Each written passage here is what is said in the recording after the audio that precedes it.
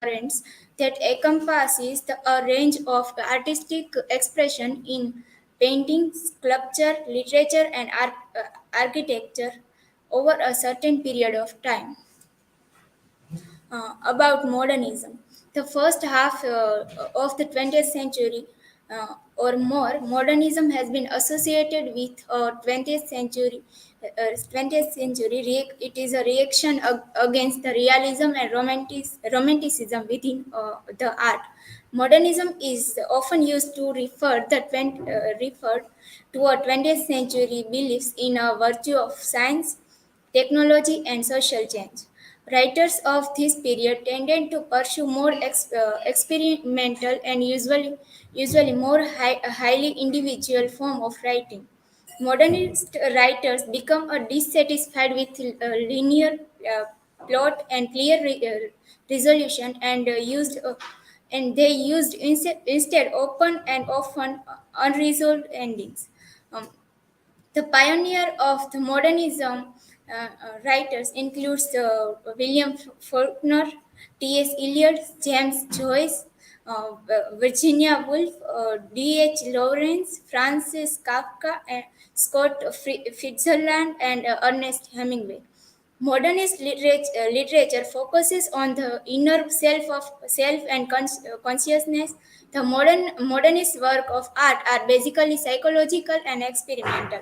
Formal characteristics of modernism includes frequent use of indirect speech, stream of consciousness, discontinuous narratives, multiple narrative point of views, wide use of quotation and classical illusions is clearly noticeable in the work of T.S. Eliot and W.H. Auden and Virginia Woolf, where prosaic and poetic are often intermixed and juxtaposed. This modernist era, the writers like to express their inner voice in their works. Modernist art distinguished between authentic art and mass art. Modernist art is a simple and universal, and is far away from a local standards. Modern art is abandoned from determination and social responsibility. uh, Postmodernism. Postmodernism is a school of thought or a movement that took place after World War II, and it actually gained the popularity in 1960s and 1970s. Postmodernism advocates the belief that there are no universal truth and argued that many things are irrational. They believing in chance of transience. They question the rationality of modernism, its principle, and its way of thinking. In postmodernism, the idea of order, sequence, and unity in a work of art are sometimes abandoned. Fragmentation in postmodernist literature is meant to reflect the reality of flux and splittering of human life. Postmodern authors often reject the boundaries between the different genres. The postmodern text reveal the skepticism about the ability of art to create a meaning, the ability of history to reveal truth, and the ability of language to convey reality. These are some writers which are considered as a postmodernist writer. For example, Salman Rushdie, Umberto Eco, and many more. Postmodernist art leads to electricism and humor with the combination of past and present style in architecture with a combination of classical style, detective, western, etc. in literature. They using a combination of multimedia to create uh, uh, artwork in postmodernism. Postmodernism versus postmodernism. Uh, the modernism movement begin to be seen in middle 19th century. while postmodernism is begin in second after Second World War. They generally managed to reach large masses in the second half of 20th century. In the philosophy of modernism, which emerged with the thesis of being human-oriented, concepts such as rationalism, capitalism, positivism, and defended. On the other hand, postmodernism thought which thinks that all these concepts have begin to harm people over time. It positioned exactly opposite the aforementioned concept. Modernism has followed a synthesis oriented approach based on the reason and science, while in postmodernism, it cannot be integrated but has an approach that focuses on attachable pieces and electicism.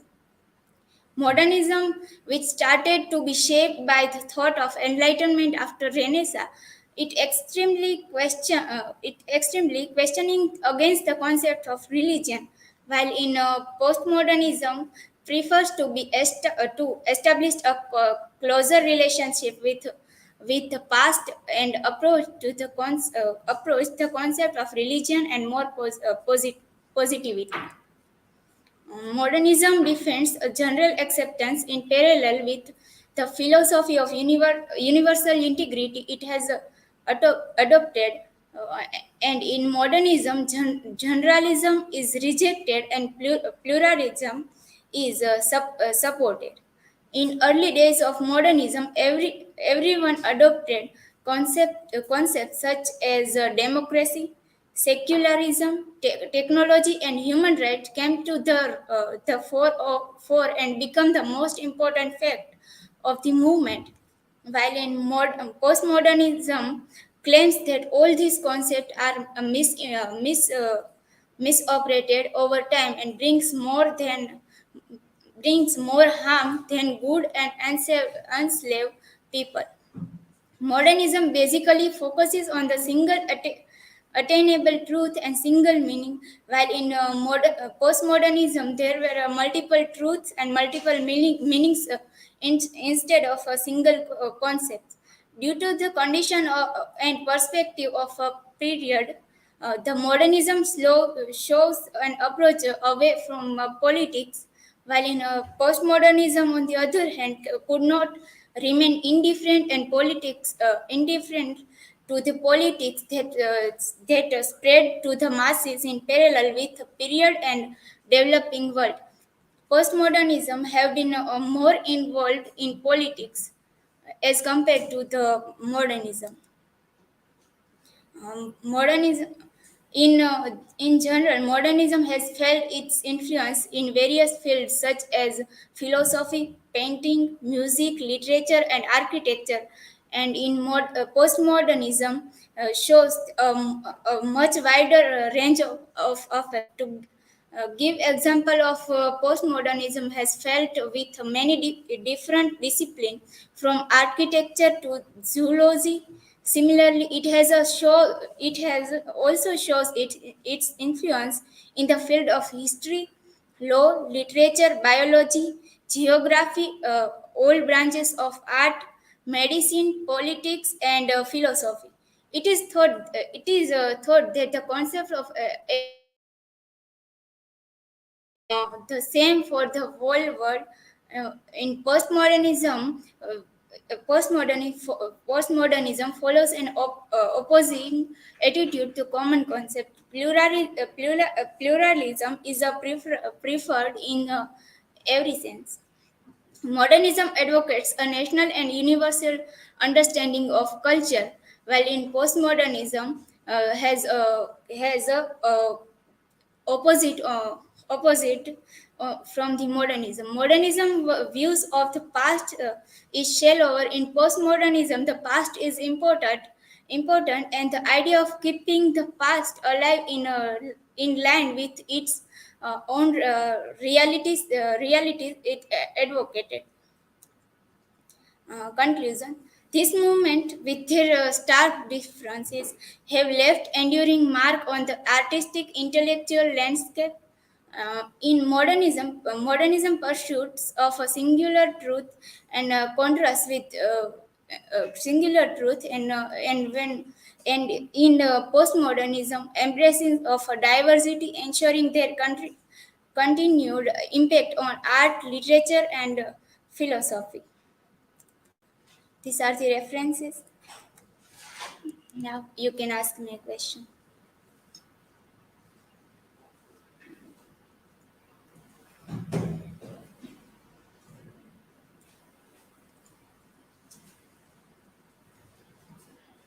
Aarti, my question is, what is your understanding in the core principles and characteristics of modernism? In modernism, the writers uh, are all the writers are against of romanticism and realities, and uh, they are believes that they are believes that their inner voice and the reality which their experiences are most important, and they put these things in their literary works.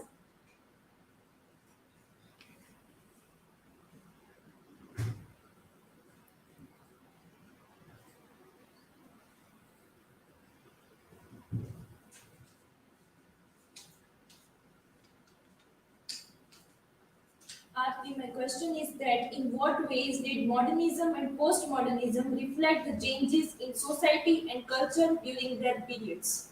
Mm, Modernism and postmodernism reflect changes in society and culture that through this modernism era and postmodernism era, we can get the idea, and we can also experiences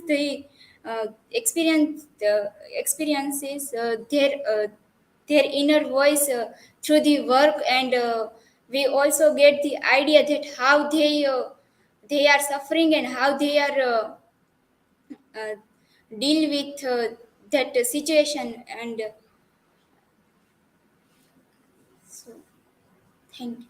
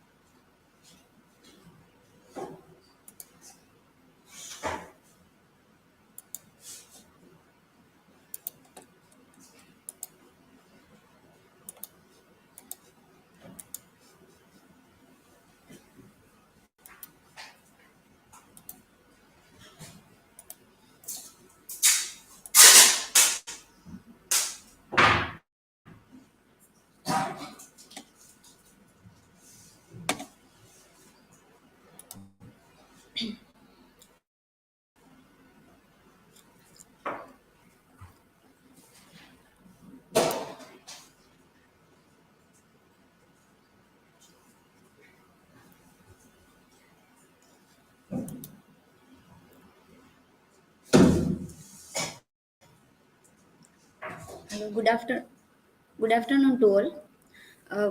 Season 3, presentation day 5, in which I am going to deal with my presentation topic on power in cultural studies. This is my personal information. Table of contents. What is culture? What is cultural studies? Culture and power. Four types of goals. Historical context of cultural agenda and the cultural power of law. So first, what is culture? According to Oxford Dictionary, the customs and beliefs, art, way of life, and other manifestations of human intellectual achievement regarded collectively. Culture is a behavior peculiar to Homo sapiens together with material objects used as an integral part of, of this behavior. So the term cultural is derived from cultura and colir, meaning to cultivate. It also meant to honor and project. By the 19th century in Europe, it taste of the upper class.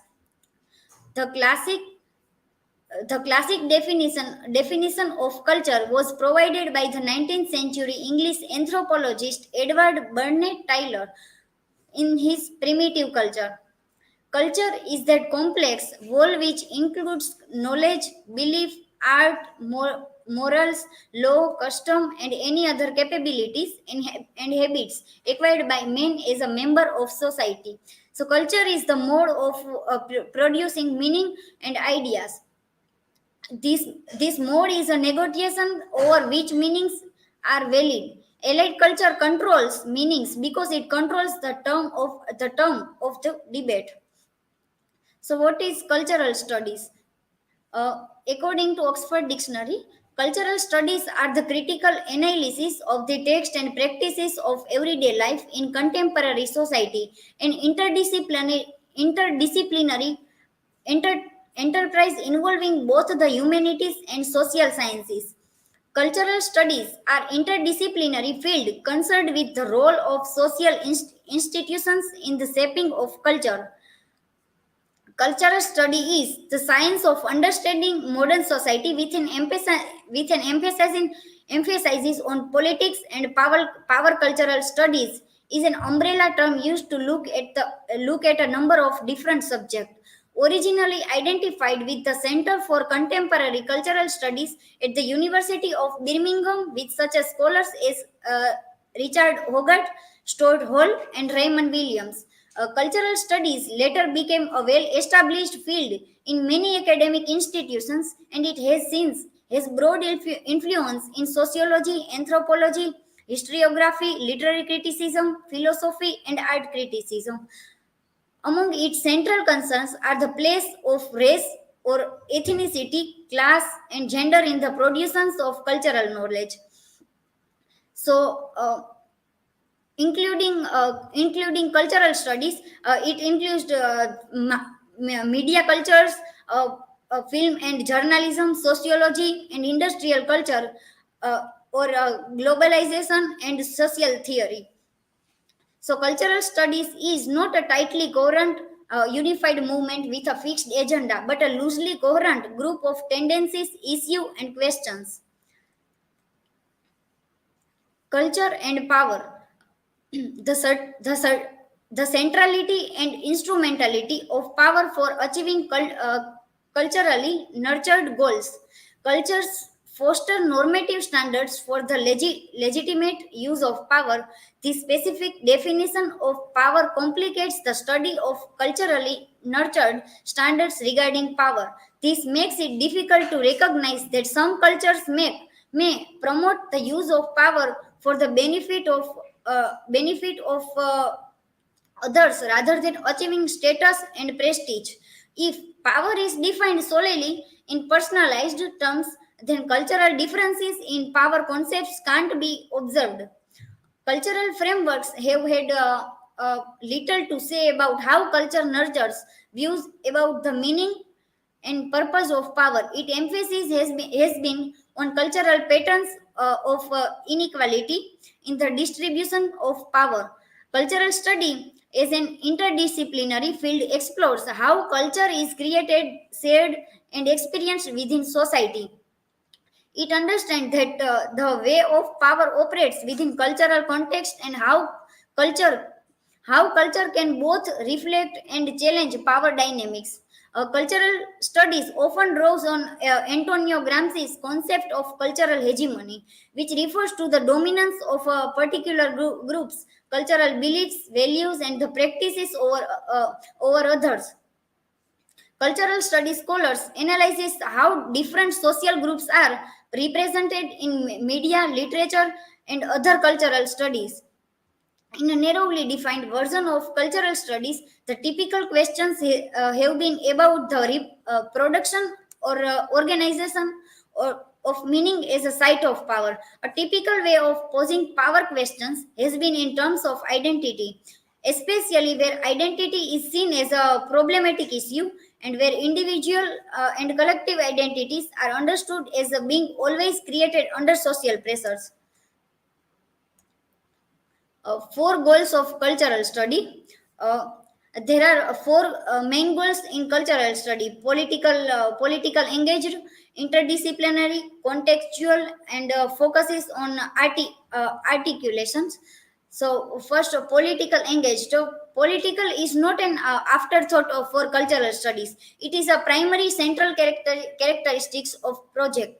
Cultural studies is not concerned with problems that are purely disciplinary in nature. Second one, interdisciplinary. Interdisciplinary is a study. Interdisciplinary is that the study of branch.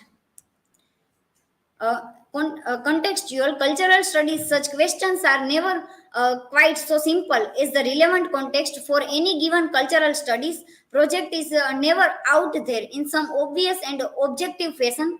Context is simultaneously something that the cultural studies practitioner selects from a range of real world possibilities and something that he or she actively constructs. Uh, uh, interdisciplinary cultural study relationship to the traditional disciplines has always been complicated. Cultural study scholars can be found in a broad range of disciplines across the humanities and social sciences, including the American studies, communication, education, English, gender, sexuality studies, history, sociology, and theater. So denies separation of uh, fourth articulations, and other one is denies separation of high and low, or elite or popular culture. So in cultural critics today work to transfer the term culture to include mass culture, popular culture, uh, folk culture, and urban culture. So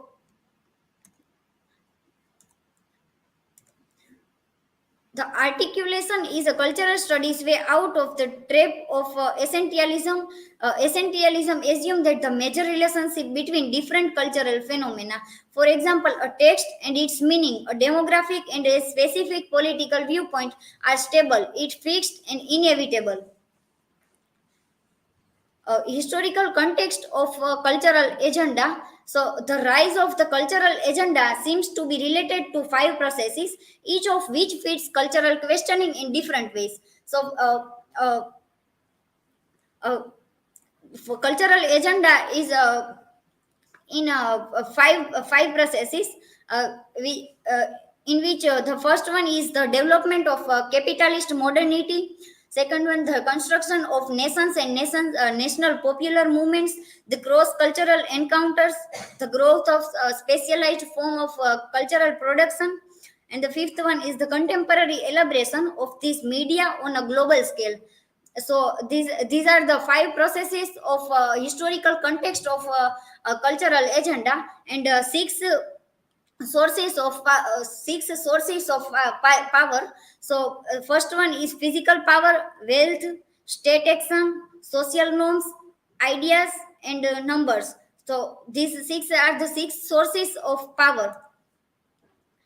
The cultural power of law.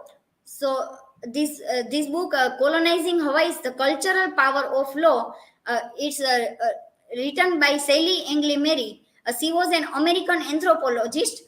She wrote in his book the power of law in that about how does law in how does law in that about how does law transfer family, sexuality, and community in the fractured social world, uh, characteristic of the colonizing process. She reveals that how in Hawaii's indigenous Hawaiian law was displaced by a transplanted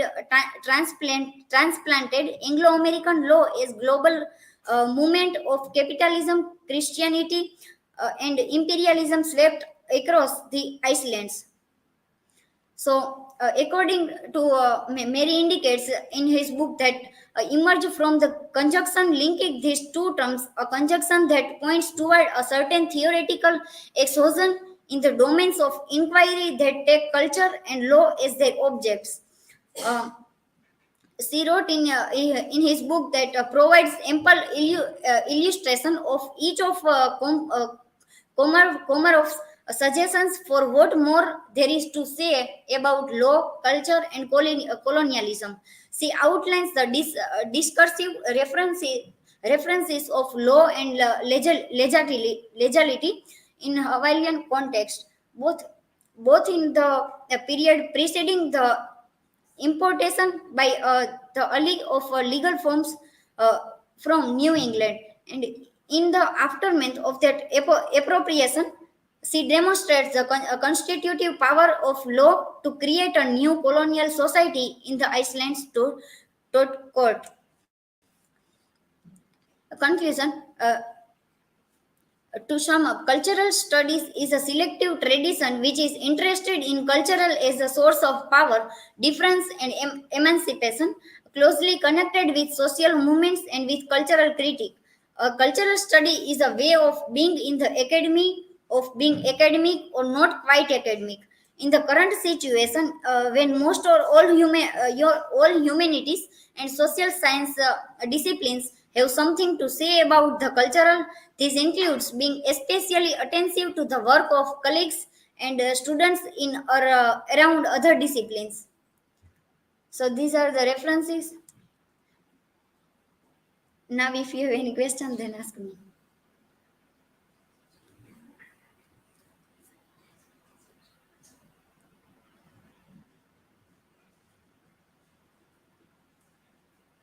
Anjali, in what ways does language reflect and reproduce power dynamics?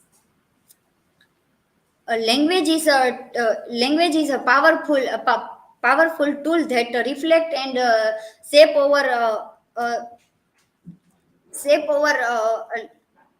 power of law in cultural studies. So cultural studies encounters the uh, cultural studies cultural studies scholars encounter the power of law in the relations between the broad range in humanities and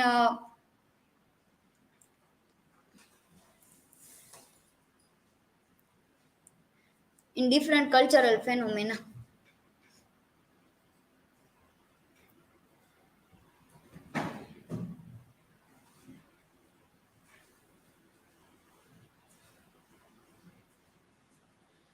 Anjali, my question is how do digital technologies and social media platforms redefine power relations in contemporary society?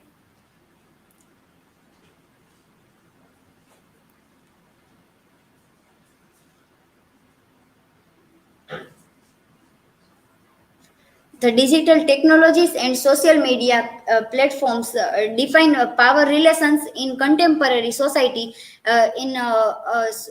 in context of uh, text and the study of power and in contemporary society. Digital technology has a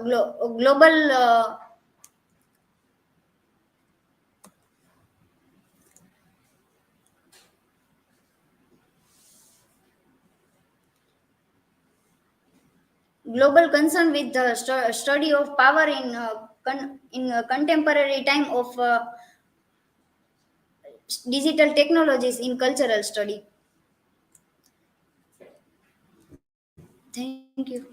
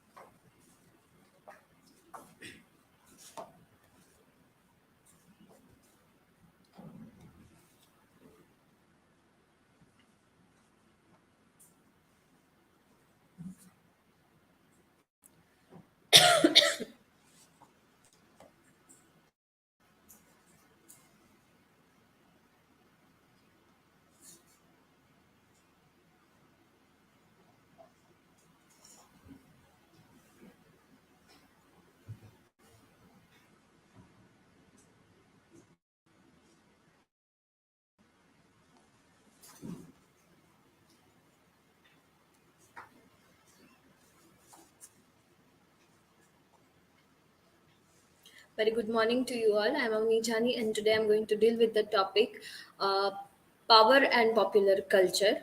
Here is my personal details. Points which I'm going to deal with today is the definition, history of pop culture, cultural elitism and mass culture stigma, worth and worthlessness, mass consumption, power and algorithms. In conclusion. Definition: as per Cambridge Dictionary, music, TV, cinema, book, etc., that are popular and enjoyed by ordinary people rather than experts or very educated people. Pramod K. Nair says that popular culture is culture of masses. History of popular culture. Although the Oxford English Dictionary lists the first use as 1854, it appears in the addresses by John Heinrich Petzolzi in 1880. His book, The Address of Petzolzi, the British Public. I quote, I see that it is impossible to attain this end without founding the means of a popular culture and instruction upon the biases which cannot be got at otherwise than in a profound examination of man himself. Without such an investigation and such a biases, all is darkness. I unquote. As per Pramod K. Nair, in the 1950s and 1960s, a change in focus came about a cultural analysis. Pramod K. Nair observes that the mass culture were viewed negatively and the culture of the elite being deemed true culture. In the past, there were stigma of about the culture, that what is elite culture and what is the mass culture. There were kind of differences at in the past. Worth and Worthlessness. In his book Origins of Popular Style, musicologist reviews that some of music is excellent, some is unbearable.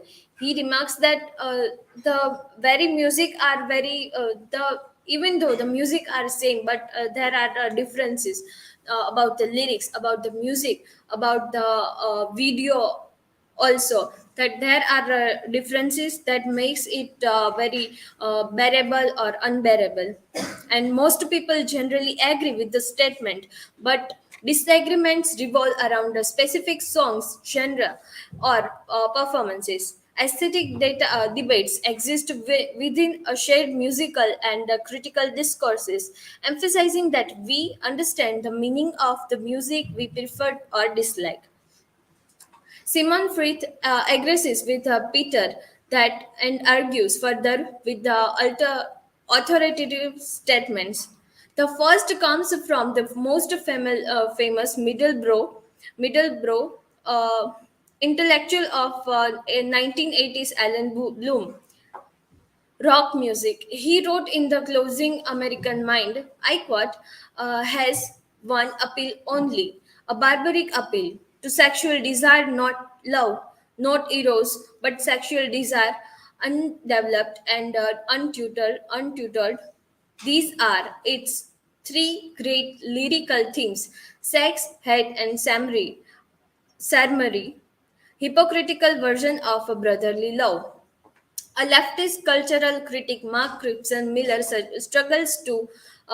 says that, I quote, struggles to interpret something that requires no interpretation, tries to apprise and exploit a music whose artists and listeners are anti-intellectual and usually stoned, and whose producers want more than anything to own several cars. We can well observe the same debate is going on nowadays about the music, that pop music, rap culture, and all the type of music is existing. And at that era, we Instagram reels, and my feed is also showing up with the old ghazals, and in the comment section people are saying that those were the days when the music were good, were having good lyrics, and I personally also believe with the lyrics thing that in in the rap song and all the popular song, there is a very abusive language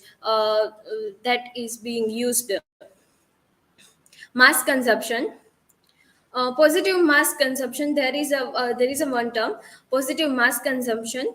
The value of cultural goods could therefore be equated with the value of the groups consuming them: youth, the working class, women, and so forth. It is popular that it must be bad. To the position, if it is popular it must be bad, unless it's popular with the right people. Nowadays one can see that the popular thing cannot always be good thing, and the good things cannot be always a popular thing. One can well observe the thing that how the movies are coming up in nowadays, here I have mentioned the four movies: the Kashmir Files, Kerala Story, Vaccine War, and Gadar 2. We can well observe that Kashmir Files and Kerala Story and all these stories, all these movies, how they got famous, and at the very recent time, Gadar 2 was in cinemas, in the theaters, and it became very popular among the people. So this is how the politics, power, and all the things is backing up the movies and theaters, all the things that in the foreign, in Hollywood has came up with very good ideas of performing the movie, of doing the movie in the space. And now at at this era we are very engaged, very busy with the topic of a fight between India and Pakistan, that is shown in the movie Gadar 2. So the here comes the point that how power controls our algorithms, our feed, and the thing which is interconnected, that is popular, feed, algorithm, and power. Popular is coming in our feed, in the Instagram, Facebook, Twitter, etc., and the algorithm decides what can be shown in the feed, and the algorithm is being controlled by the power. Here are the some arguments uh, that is confirming that the power controls the algorithms. The Tony Blair Institute of Global Change claims that algorithms are biased, and the internet has come far from Barlow's infamous declaration of the independence of cyberspace, in which he asserted the governments were not welcome on and had no sovereignty over the internet. So he was having an idea of a utopian internet era, and the Boyle sees Barlow's liberalization, libertarian utopian viewpoint failed to anticipate the predictable emergence of commercially incentivized private forms of order that in some ways match or suppress that imposed by the states. The governmentality of algorithmic censorship would depend upon a widespread surveillance, forming part of broader from more extensive surveillance assembles. We can well observe that YouTube feed also is showing the very savage video of particularly ruling parties members, that how he or she is giving savage replies to the interviewers. Why we also know that in today's time the media is also not free. Every debate is also very scripted, and in that time they are giving savage replies, and the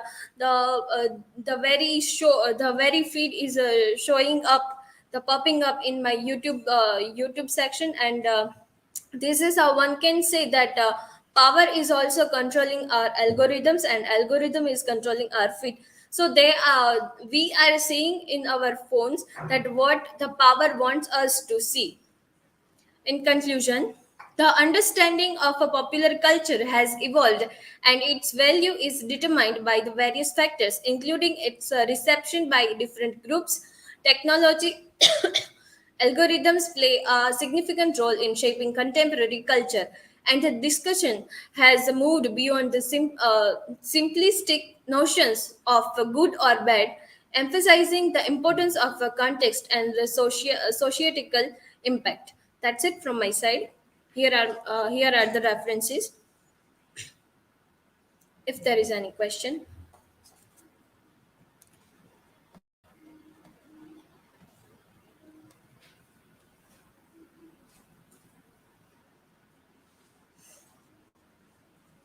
Avani, what is the difference between contemporary culture and popular culture?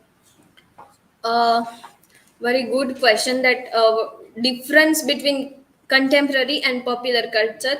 We are living in the era where there is very lots of famous movies and lots of famous songs are happening.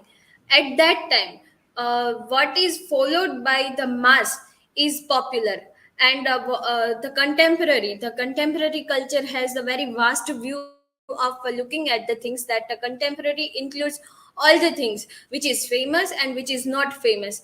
And this is how it has documents of the things that is famous or not. So the mass culture has the word the mass. And mass, in the Gujarati we say that mass is the todu. And in Gujarati we say that tola ne buddhi ન હોય, એટલે ઘણી so sometimes it happens that which is popular it is not good. And so contemporary culture focuses on the things that includes everything that is happening nowadays.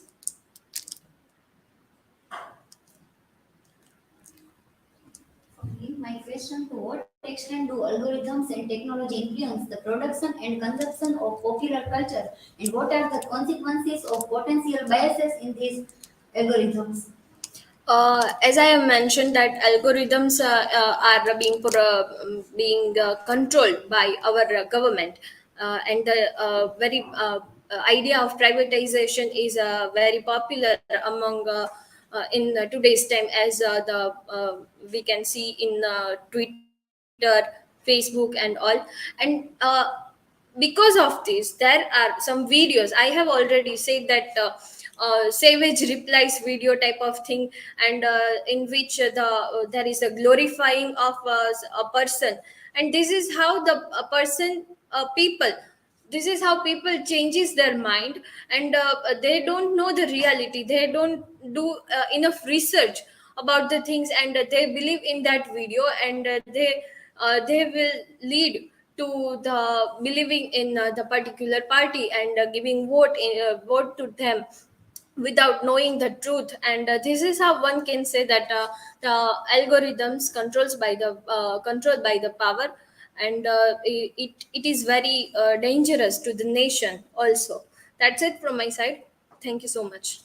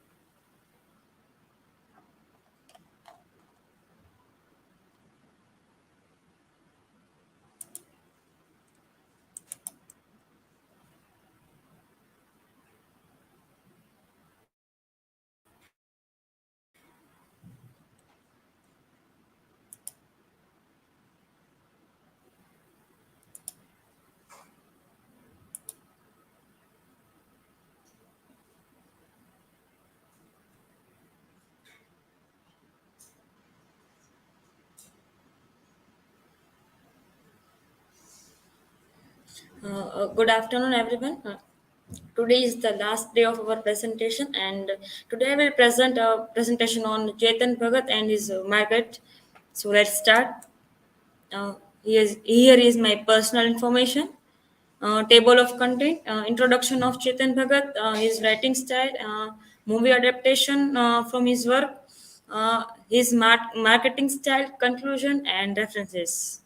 So, in the Handbook of Critical Approaches to Literature, writes that a cultural study approach sometimes concern not only the work that is produced but also the means of production, questions of how to support the author, of finding a publisher, and even of marketing the particular work are germane to the culture milieu in which the work is produced.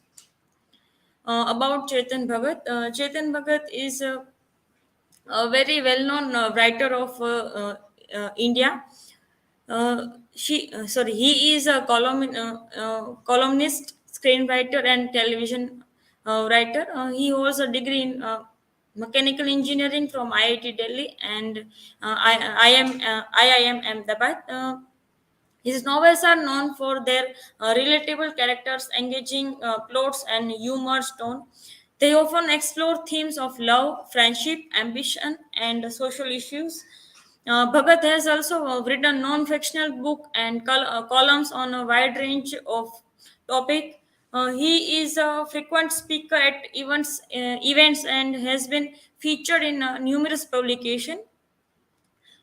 He is a controversial figure with some critics arguing that his works are simple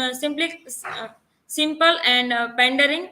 However, his popularity remains undiminished, and he continues to be one of the most widely read author in India.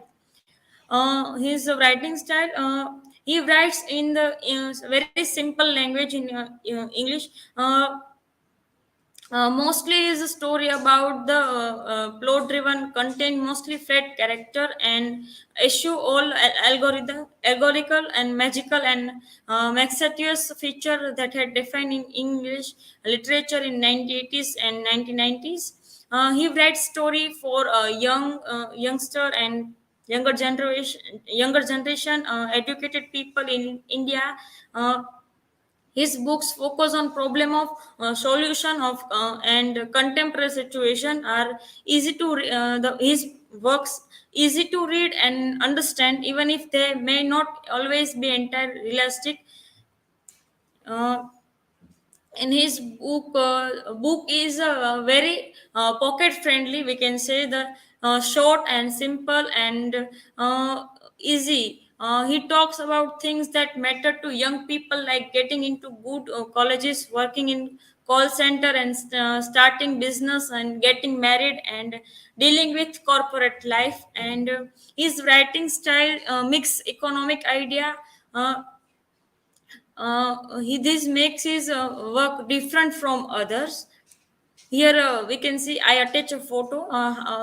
Price of his books is very pocket friendly.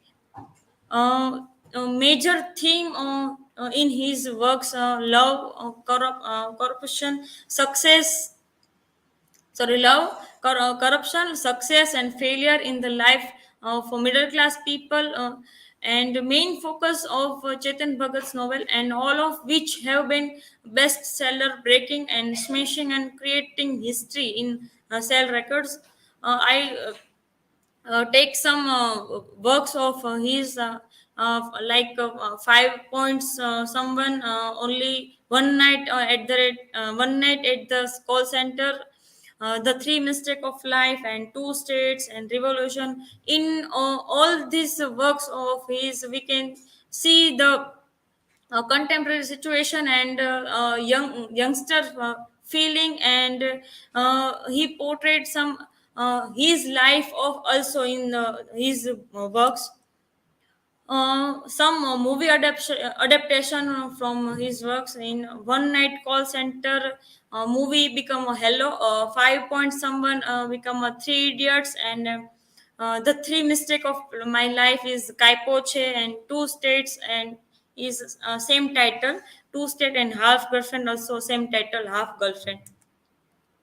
According to him, he said in the Times of India in interview that my competition is app like Candy Crush or WhatsApp. I don't see other writers as my competition at all. I want a share of people's mind, and I have to win them of YouTube, movies, and apps. I have to make them interested in books. Chetan Bhagat's marketing style. I want to show a video of him. He said about marketing style of he followed.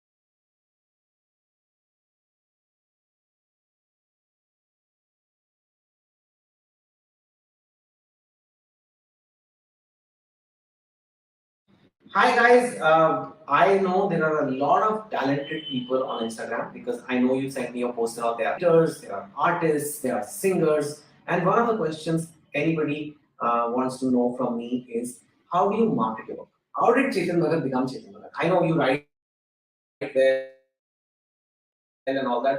I try to be all humble and shy mostly and say no, bas ji aise hi ho gaya, bas pata nahi kaise ho gaya, but it's not true. I do market, and now I don't need to market. I'll tell you honestly. Now I have a big social media following. I get coverage because if I'm known, then newspapers will do a story on my next book. So yes, it's a lot easier for me now. But I remember my early days when I was unknown and I had to do a lot of marketing. And a lot of writers who feel I am not going to market. I write such amazing stuff that the world will just stop everything and pick up my book and read it. Well, good luck to you then. I mean, maybe it's possible, but in general, we have so much content.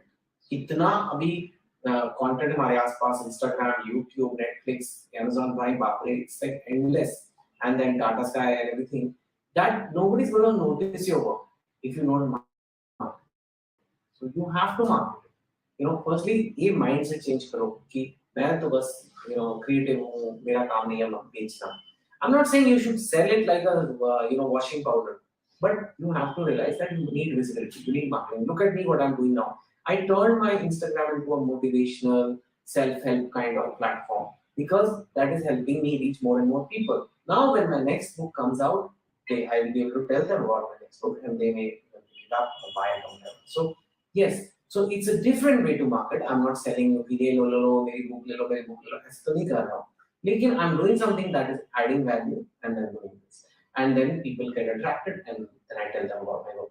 For you also, you have to figure out what is this work, what you're doing, whatever you're singing, writing, painting. Who would like to see this? Who will be touched by this? And try to position it as that. Put good captions. Try to put inspiring captions. Talk to people about your work. If you make a painting for a month, sometimes we non-painters will not know that it takes 1 month to make a painting. Talk about another writer's work. Then you can, they will promote your work, cross promote, all these kind of stuff.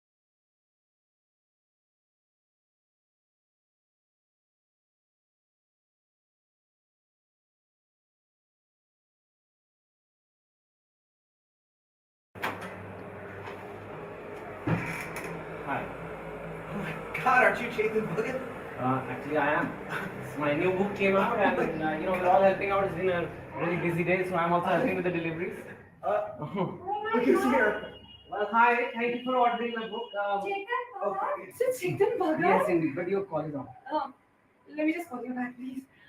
Hi. Thank you for ordering my book. I mean, I thought I'll come help out with the deliveries. Please. The boys are needed. I thought I'll help. This is Half Girlfriend. It's about this boy and girl. The boy is from Bihar. He doesn't speak English well. And so the girl is not sure whether. Sorry, is it working? Kasim? Kasim? Kasim? Kasim? Hi, I'm come from Flipkart. You ordered this book a month back. Early morning deliveries we are doing.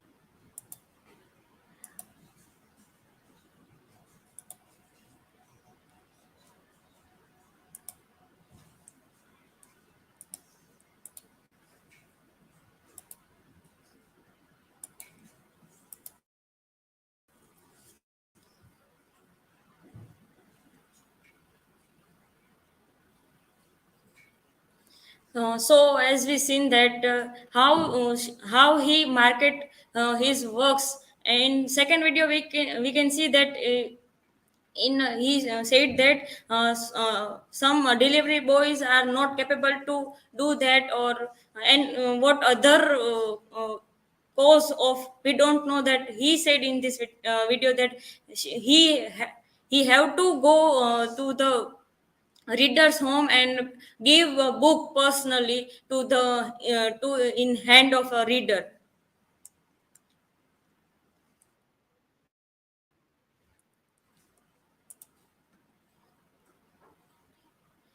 uh, he use of social media in his social media and personal website and Facebook, Instagram, everywhere he market his works. And in for example in Instagram page, he make a reel of his book or work, we can say the, and try to market his work, that have you seen this book or have you read this book.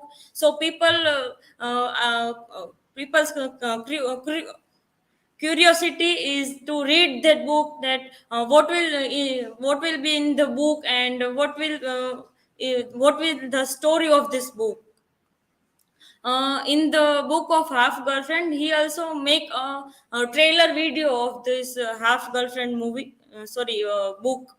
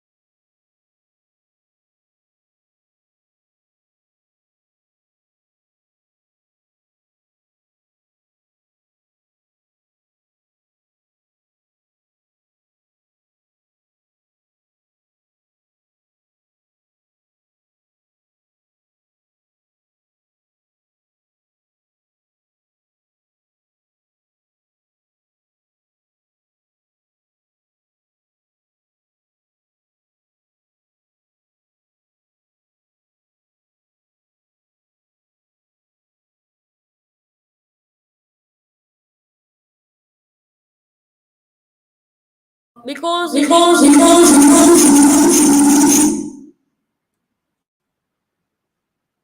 I start?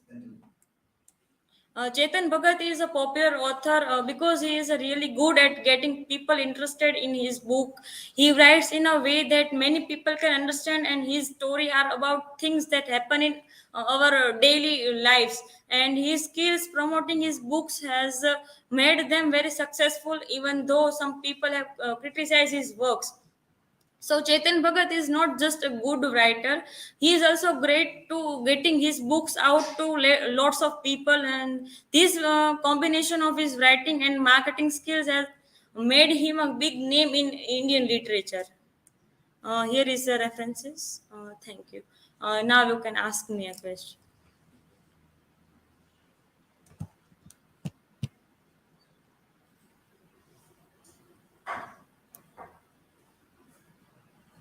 Bhavyata, my question: how have film adaptations of Chetan Bhagat's books influenced his success in the literary market? uh,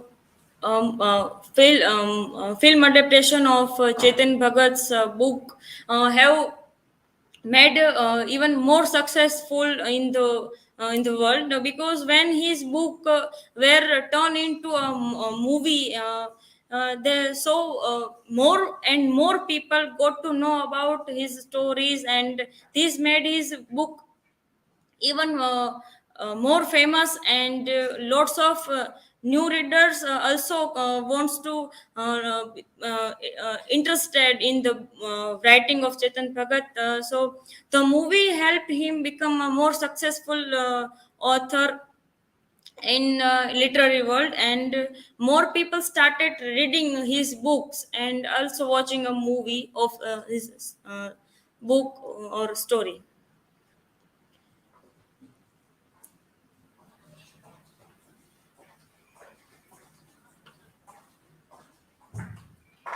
Bhavita, what can be the lasting impact of Chetan Bhagat on Indian literature and the publishing industry?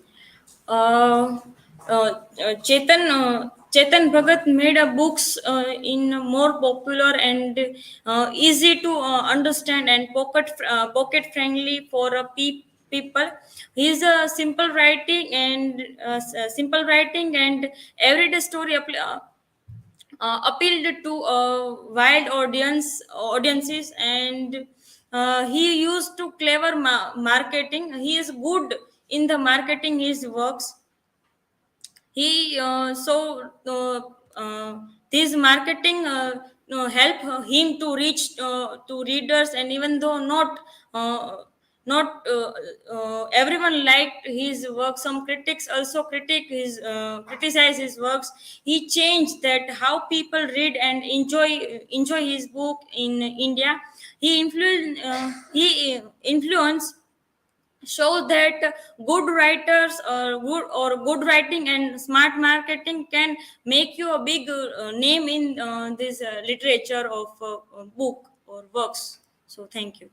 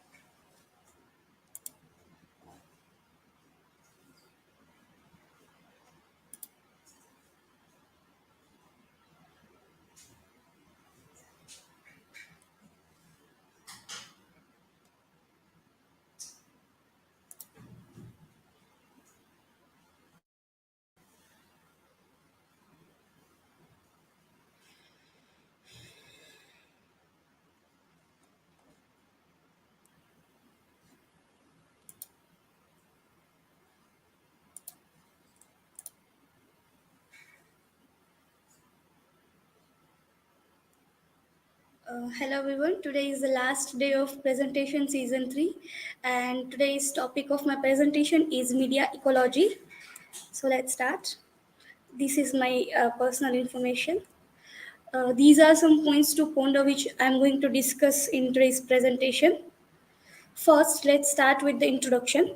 Media ecology is the communication theory, an interdisciplinary field of study that examines how media and communication technologies shape and influence human culture, society, and the environment.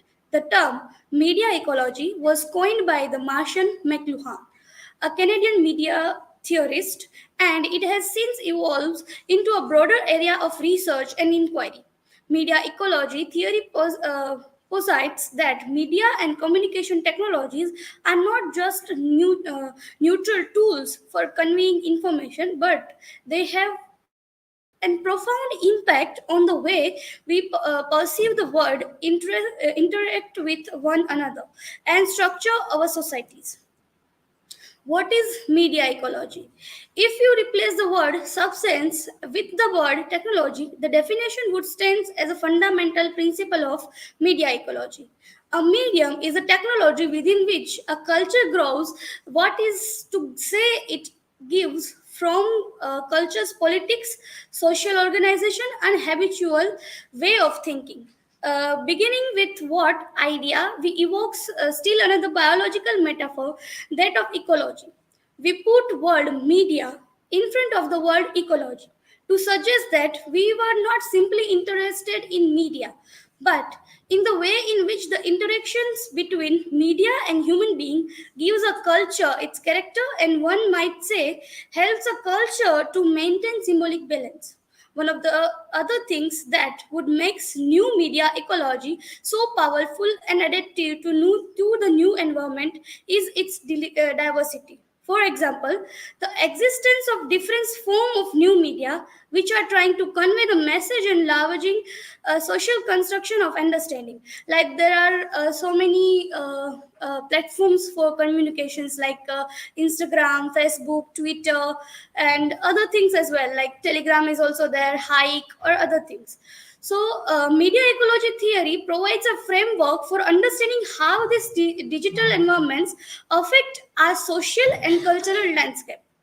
Fernandez Guterres, he was a Mexican researcher. He quote that media ecology is a meta discipline that deals with the study of a complex set of relationship or interrelationship between symbol, media, and culture.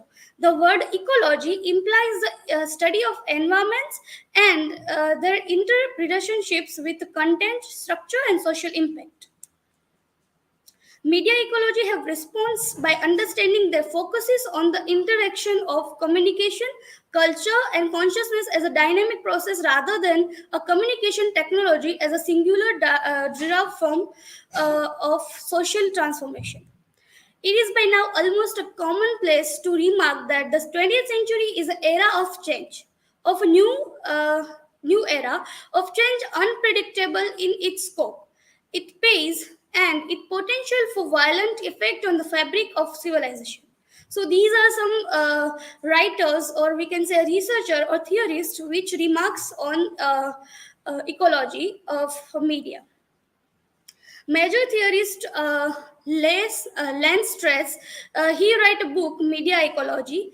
He's located the area of media ecology inquiry. For this, he uses a set of questions that concerns media ecologists. First question is that, what does it mean to the human? What are the conditions that shapes the influence us as a species? How does human communication, consciousness, and culture changes over times, and in concern with the changing circumstances in which we find ourselves? What derives human history? So these are some points he asks. Lance has found a solution.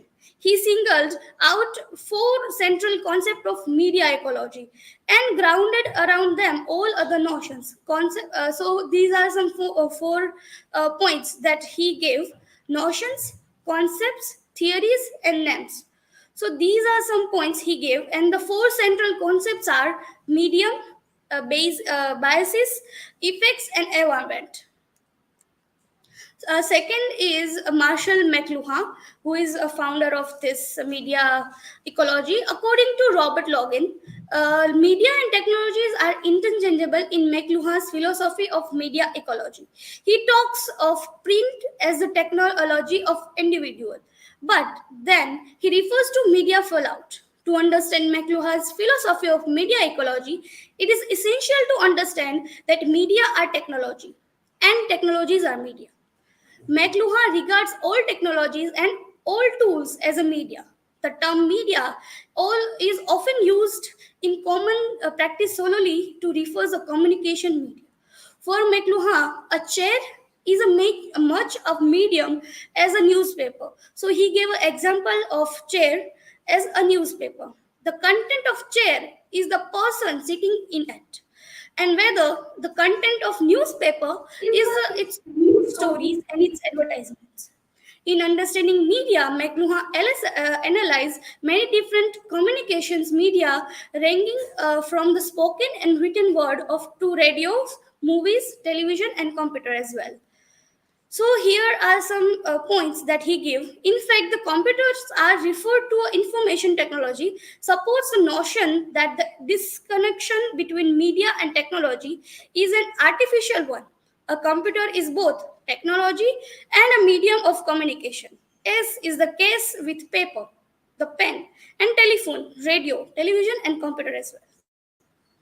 McLuhan also argued that the medium is the message because the content of medium is in a certain way another medium. For example, the medium of speech becomes the content of writing, the medium of writing became the content of print, the medium of print became the content of hypertext. J. David Bolter and Richard Grusin refers to his process as a remediation, and they point out that the computer and computer network remains just about every other medium in existence, turning written documents, magazines, and newspaper in paintings and photographs. At the same time, computers' displays and interfaces are themselves remedies as control for older media and the motion pictures. When one medium became another medium's content, it became the code symbolic form or aesthetically style used to create specific message. So I give example of media ecology in the documentary which is released in 2020, The Social Dilemma. So in that, this says that the darker side of social media and its far-reaching impact on society. So in this media ecology, they are saying the same thing: how this medium of social media, or we can say media, is conveying, or we can say shaping the society. So in this also they are showing that how this social media works and algorithm works and other things as well. So this is the example of media ecology. In conclusion, moreover, while our articles has summarized the key lessons of different frameworks, it remains difficult to clearly apply an ecology lens to media and movement because of the contrast in the conceptual of what a media ecology represents and the fast evolving scenarios of contemporary media that continuously changing our understanding of media ecologies. In summary, media ecology theory provides a valuable framework for understanding how media communication technologies profoundly shapes our culture, society, and personal lives. It highlights the idea that media are not neutral tools, but powerful forces that influence our perception and behaviors. This theory reminds us to critically analyze the impact of different forms of media on our world and emphasize the need for media literacy in our evolving technologies and landscapes. So these are some references which I have used. Thank you. Now you can ask me a question.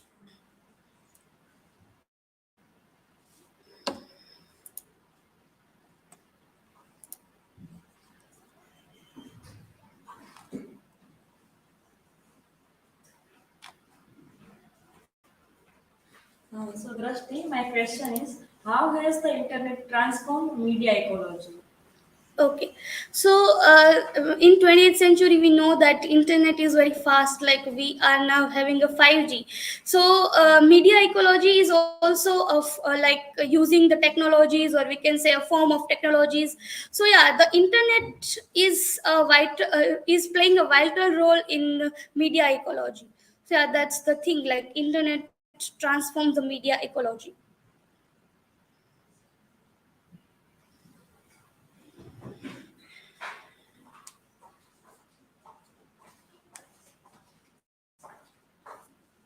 Just according to you, how has the digital age affected media ecology? Yes. So, I also mentioned in my presentation that medias there are so many mediums nowadays to convey a conversation or doing conversation. Like WhatsApp is there, Instagram is there, other things are there. Like social media is there. So the form of these kind of medias are transforming nowadays. And in digital age, we are having so many tools to communication. And another thing about these tools is also that in that time there are so many miscommunication as well through these tools. So yeah, that's the thing that digital age can affect media ecology? Thank you. I hope you are satisfied with my answer. Thank you.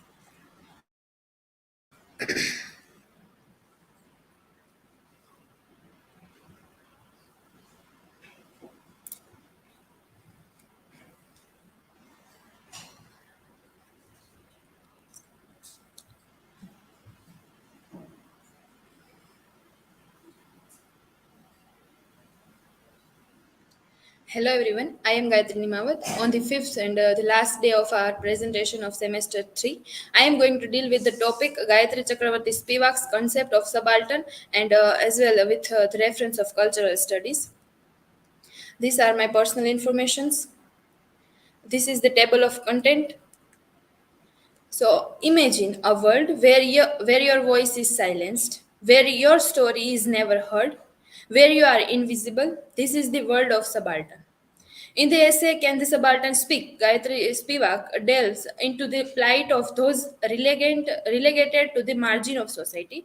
The subaltern is not merely the oppressed or the marginalized, but those whose very existence is denied by the dominant discourse. They are the ones who have no history, no voice, and no place in the grand narrative of progress. Spivak question is not simply a matter whether the subaltern can speak, but how they can speak. For in a world where their voices are already spoken for by the dominant culture, how can they even truly articulate their own subjectivity? So first, let's get some information about Gayatri Chakravorty Spivak. So he was born on 24th February 1942 in Calcutta.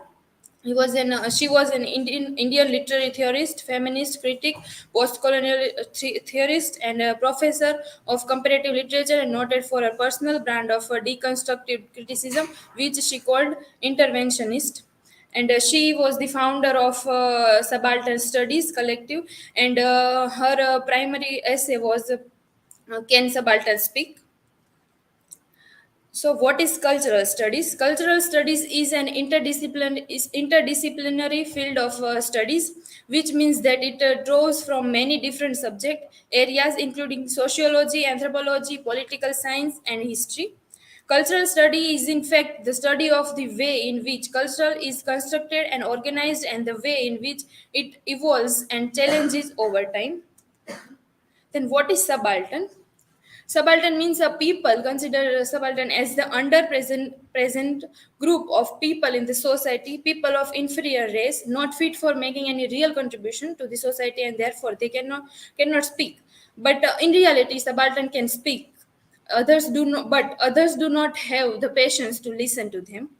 The subaltern is a military term which means of lower rank. The subaltern has become the major issue of discussion in post colonial studies.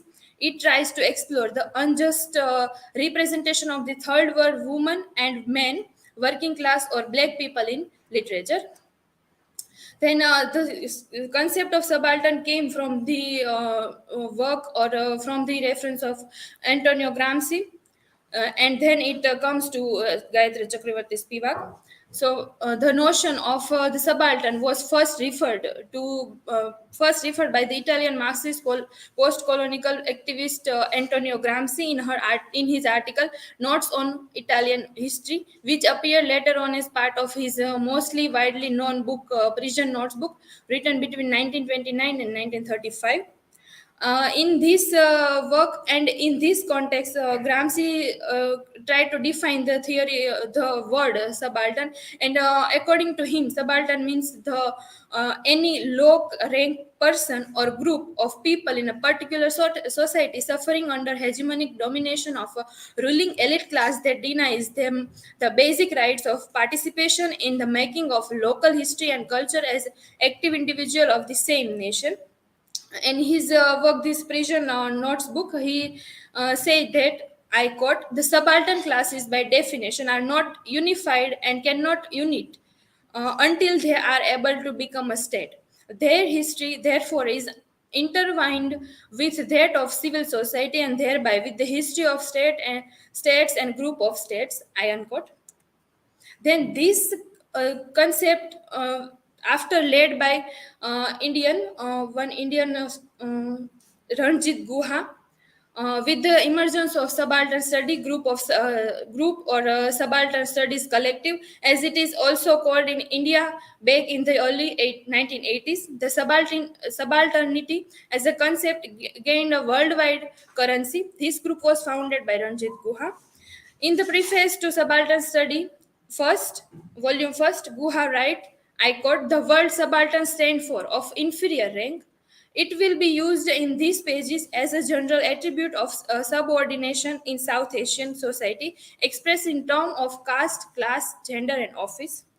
Then it led by Gayatri Chakravorty Spivak. The concept of the subaltern moved to the further more complex theoretical debate with intervention of the Indian American post-colonial feminist critic Gayatri Chakravorty Spivak, who was criticized in her groundbreaking essay "Can the Subaltern Speak?" The assumptions were projected by the Subaltern Studies group.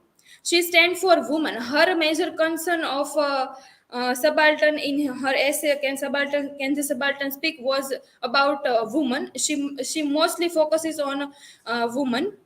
And as a differentiated gender because of the outrageous exclusion of their participation in anti-colonial history.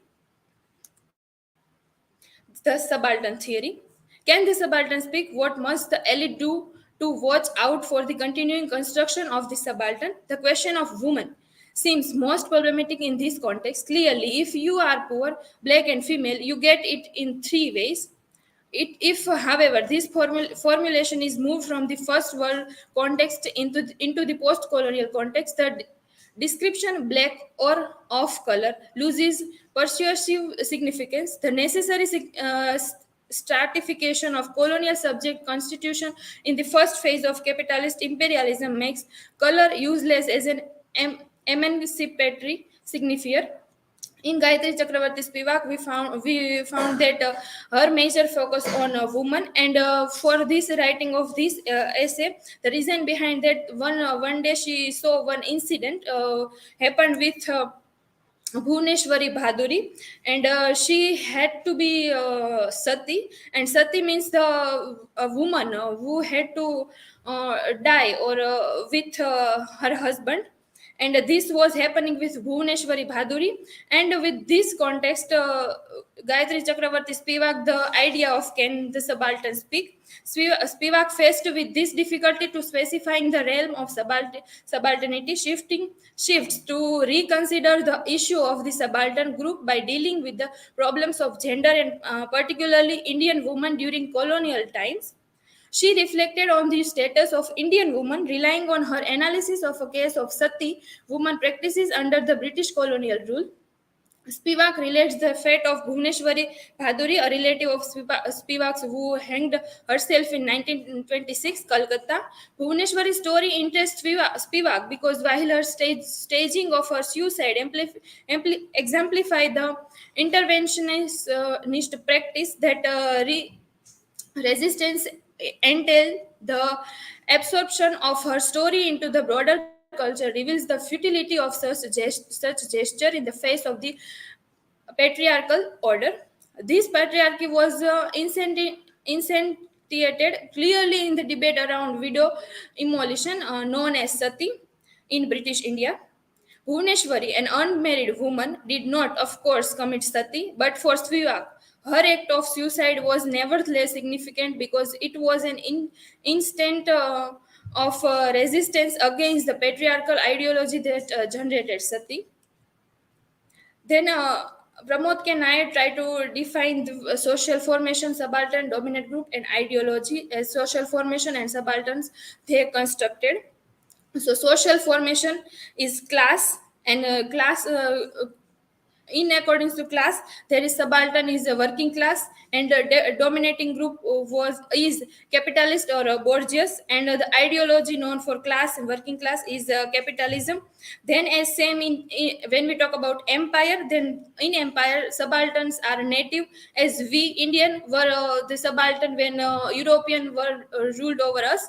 Then the dominant group was were European, is European, and the ideology known as colonialism. Then in when we talk about patriarchy, then subalterns are women, and dominant group are men, and ideology are gender. And in nation, the subaltern are ethnic or caste minorities, dominant groups are majority, and the ideology are nationalism. Cultural studies and subaltern. Spivak uses the term double blind borrowed from Derrida to address the question of the rupture between a recent class, body and mind, self and other, among other opposites as well affinitive categories. Spivak defines cultural as a package of largely unacknowledged assumption loosely held by a loosely outlined group of people, mapping negotiation between the sacred and the profane and the relationship between the sexes.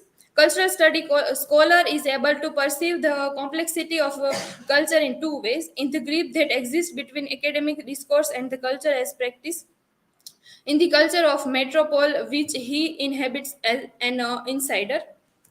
So, in conclusion, the concept of subaltern, initially introduced by Antonio Gramsci and further explored by scholars like Guha and Gayatri Chakravorty Spivak, has shed light on the marginalized and those of inferior rank in society, often based on factors like caste, class, gender, and office. She challenged assumptions within the subaltern discourse, emphasizing the importance of gender and the struggles faced by subaltern women. Her work highlights the need to recognize and amplify the voices of marginalized individuals who have historically been silenced within the dominant narratives. These are my work citation. Thank you. Now, if you have any question, then you can ask.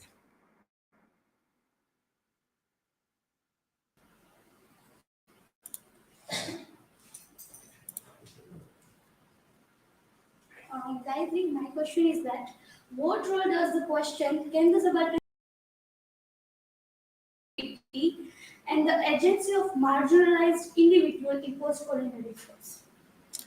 Okay, when we talk about can the subaltern speak and post-colonial studies, uh, Gayatri Chakraborty Spivak re-evaluating subjectivity and the agency of marginalized individuals in post-colonial studies. We can see, and this is nowadays need of the to know the people who are marginalized, and after and in the colonized era, there were so many people who were marginalized and silenced, and in now post-colonial discourse we have to know about them, and this theory explore this idea that we need to explore or underscore that people who had no voice, and that's it.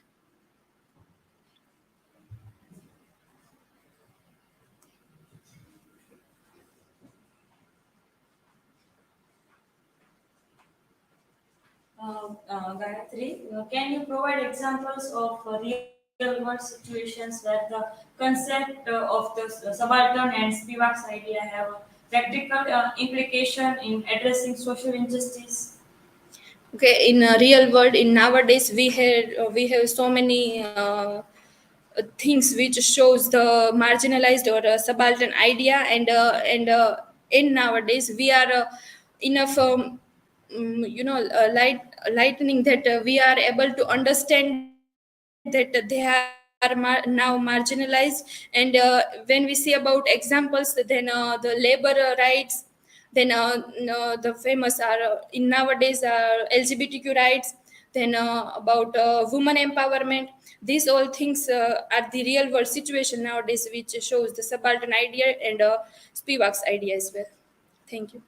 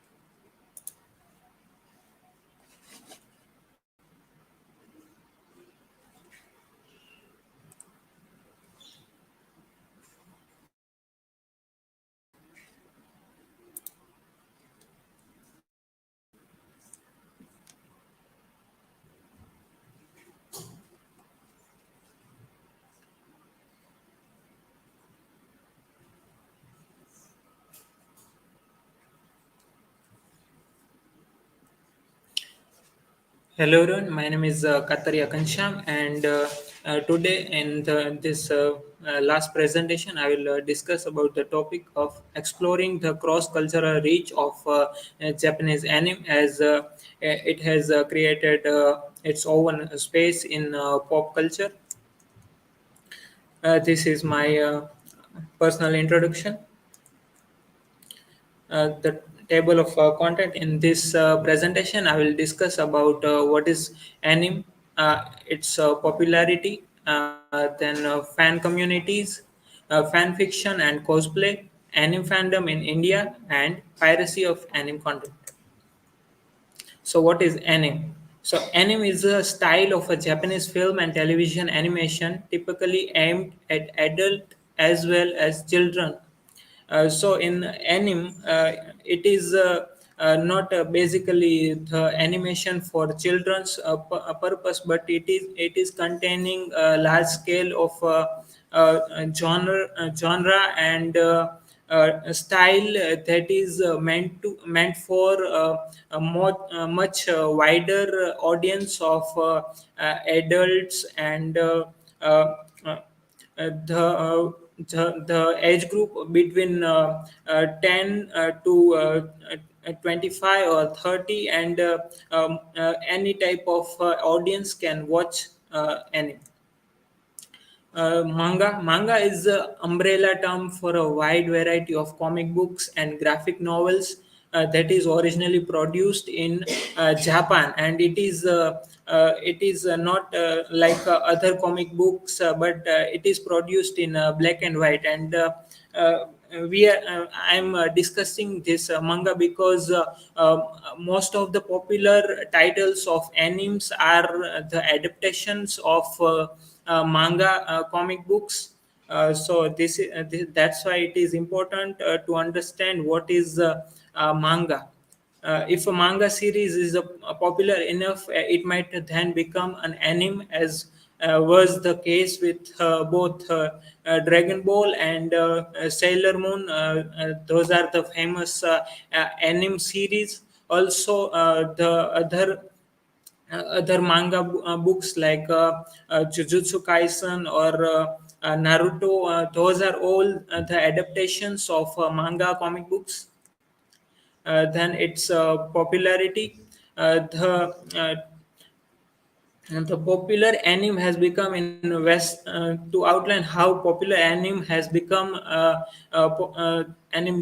in Western culture, Demon Slayer, which is playing in 1915 North American venues, has earned an impressive 34.1 million in US and Canada to date. So this is very much, we can say, a large scale of uh, uh, the avenue of generated by anime, and the film from Funimation and Aniplex has surpassed Dragon Ball Super Broly 30 million to become the third highest grossing anime title in North America. So those movies, Demon Slayer and Dragon Ball, are also very successful in economical perspective, as well as in audiences. Then comes fan communities, as animes and mangas are very popular. There is the building up of fan communities based on popular animes and the anime culture. So this word otaku is referred for a person having an interest or obsessive interest, especially in the field of anime and manga. So those people who are more deeply inspired or interested in anime and manga, those are called otaku.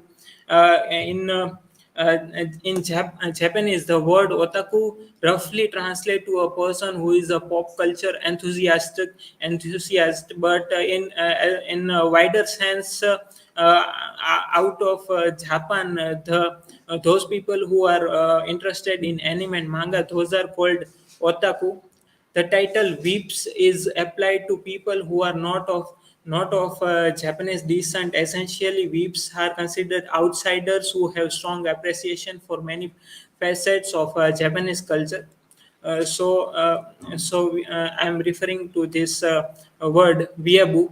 Weeaboo is the mostly derogatory slang in terms of Western person who is obsessed with Japanese culture or anime, and now it is accepted in anime communities, and they are not seeing now it as a derogatory term, but back then it was considered a derogatory term as someone who is influenced by Japanese culture, and but now it is accepted in various communities.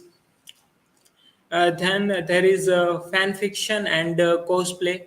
So, doujinshi is this term that is derived from daujin, that means same person, and she is referring to magazine or periodical literature, and it is created by the fan communities for fans from some popular manga or anime for their interest, and they spread it in fan communities, and in Japan it is very popular, and it is also given consideration, and have some authenticity in it.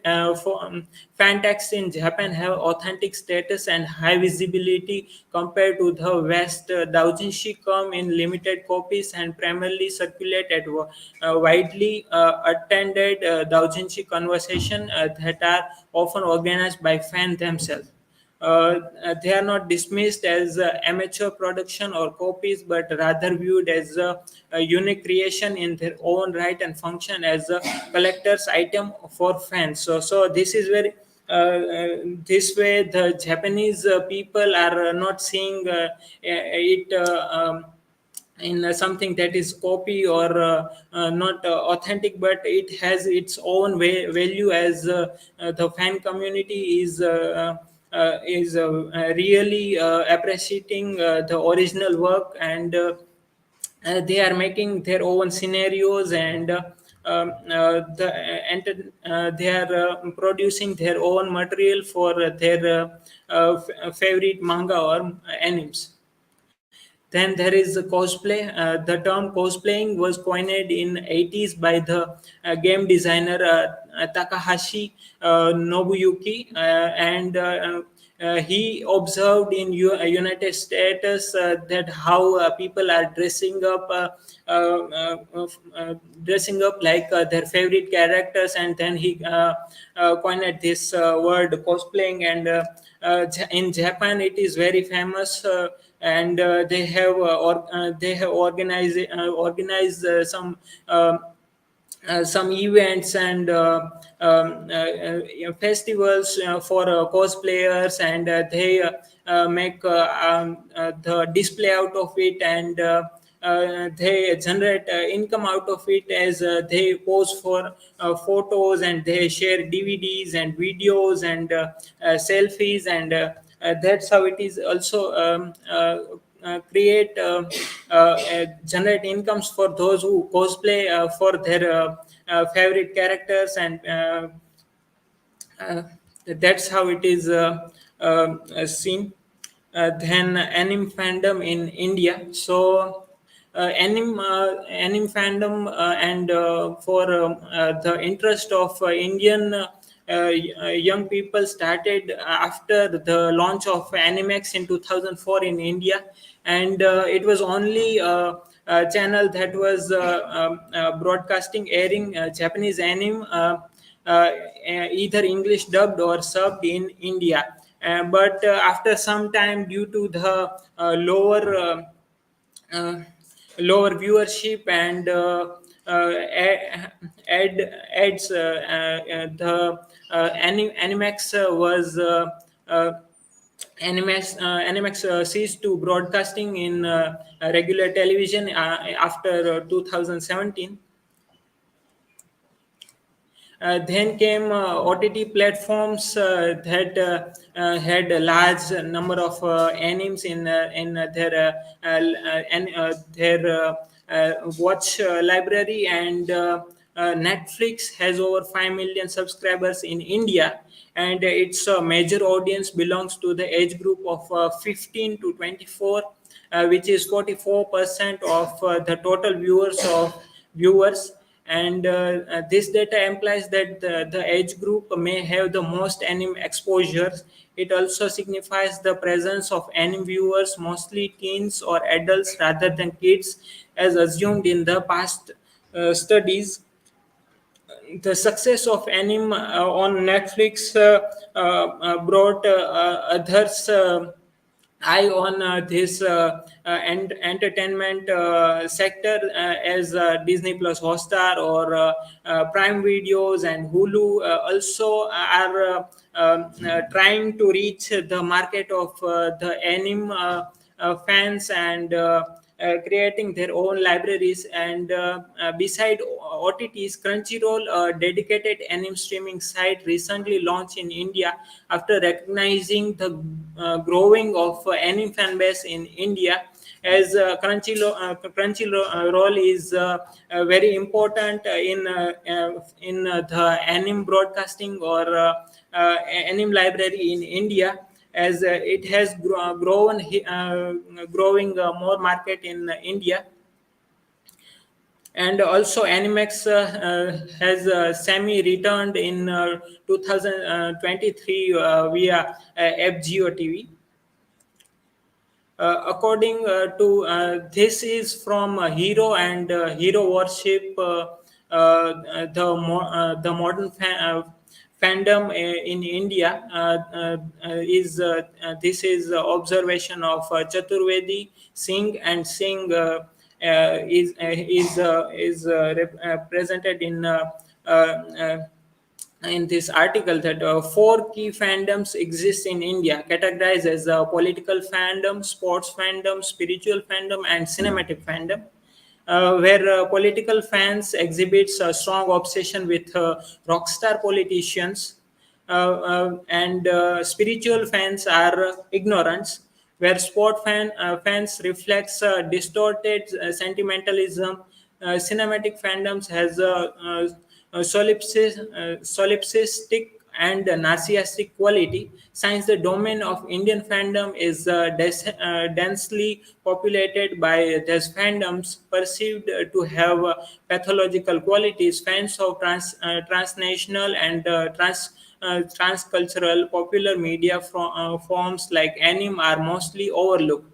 Those other fandoms are overshadowing the anime fandom, but it is now very much seen because of the market it is making in India, and giving opportunity to those platforms. According to recent report, over 80% of young people live with their parents in India.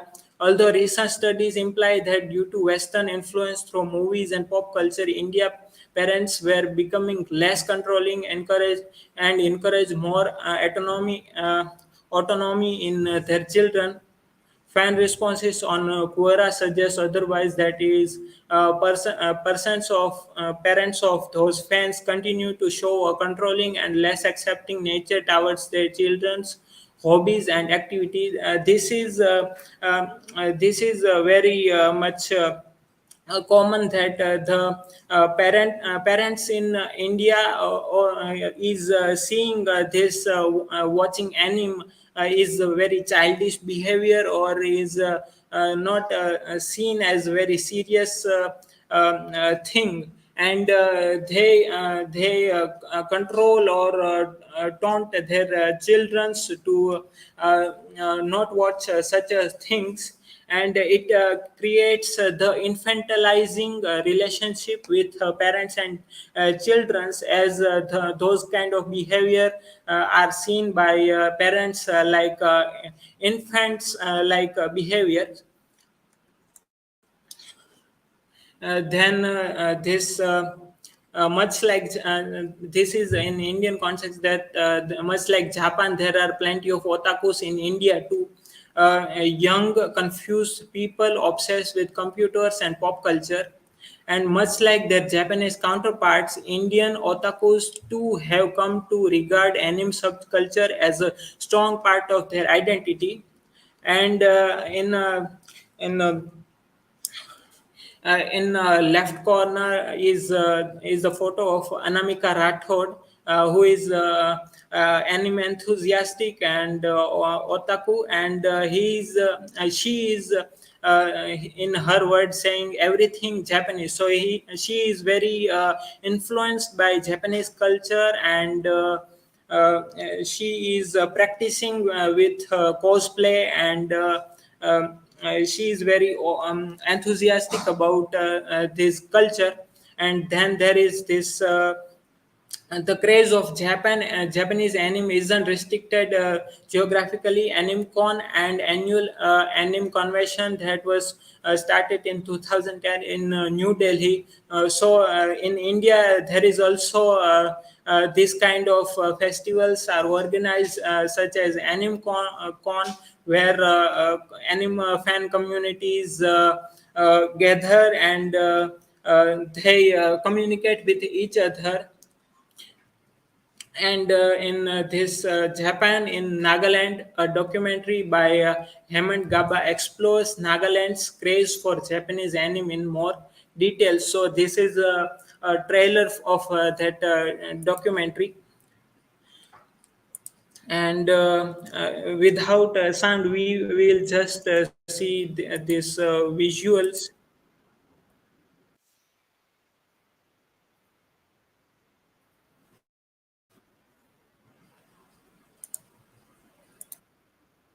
How the in Nagaland there are craze of anime and Japanese culture.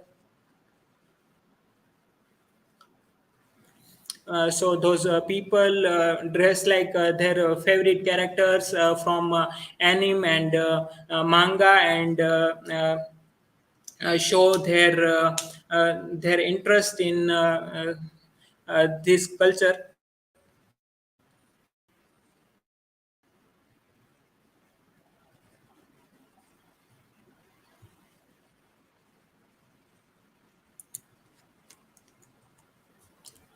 So, in to conclude, there is this part of anime piracy, as the sector is growing. There is also this challenge of piracy in the anime content.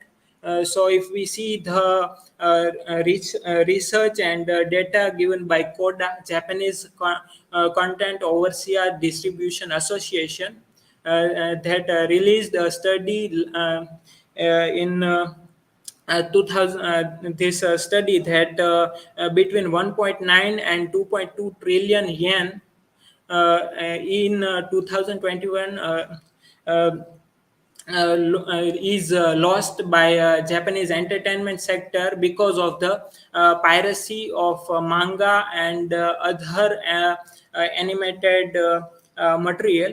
The organization calculated that anime and other video content from Japan lost 906.5 billion to 1.4 trillion yen to piracy, while manga and other published media lost 395.2 billion to 831.1 billion yen. Koda attributes the rise of piracy to people spending more time indoors due to the COVID-19 and 19 pandemic, and the proliferation of streaming service. That's how the piracy is a major challenge of the entertainment sector of this anime and other animated content from Japan. In this presentation, there is not explored other topics the topic of this anime in popular culture, and those some of those are like identity, racialization, identity in this anime and manga, and other things like fan service, sexuality, objectification, and how it is seen in Western culture and entertainment sector, how it is creating the competition and other things related to this topic. This is my references. Thank you, everyone. You can ask me questions.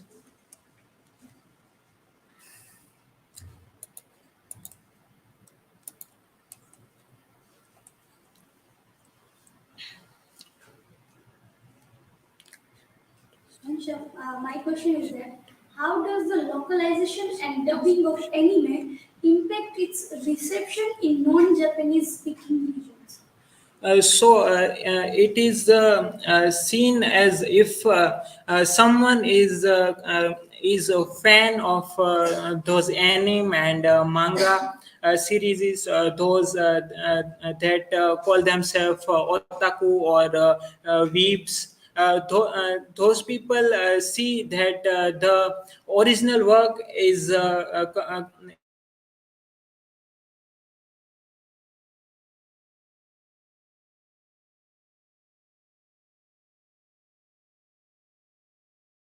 subtitles, those things, but because of dubbing and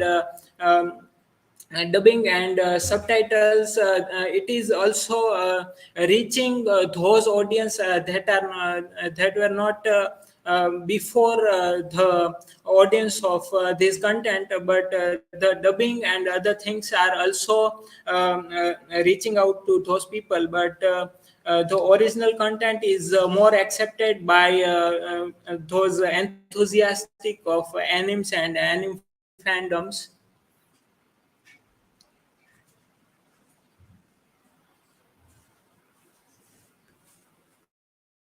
Ghanshyam, what future trends can be anticipated in the global appreciation and adaptation of Japanese anime?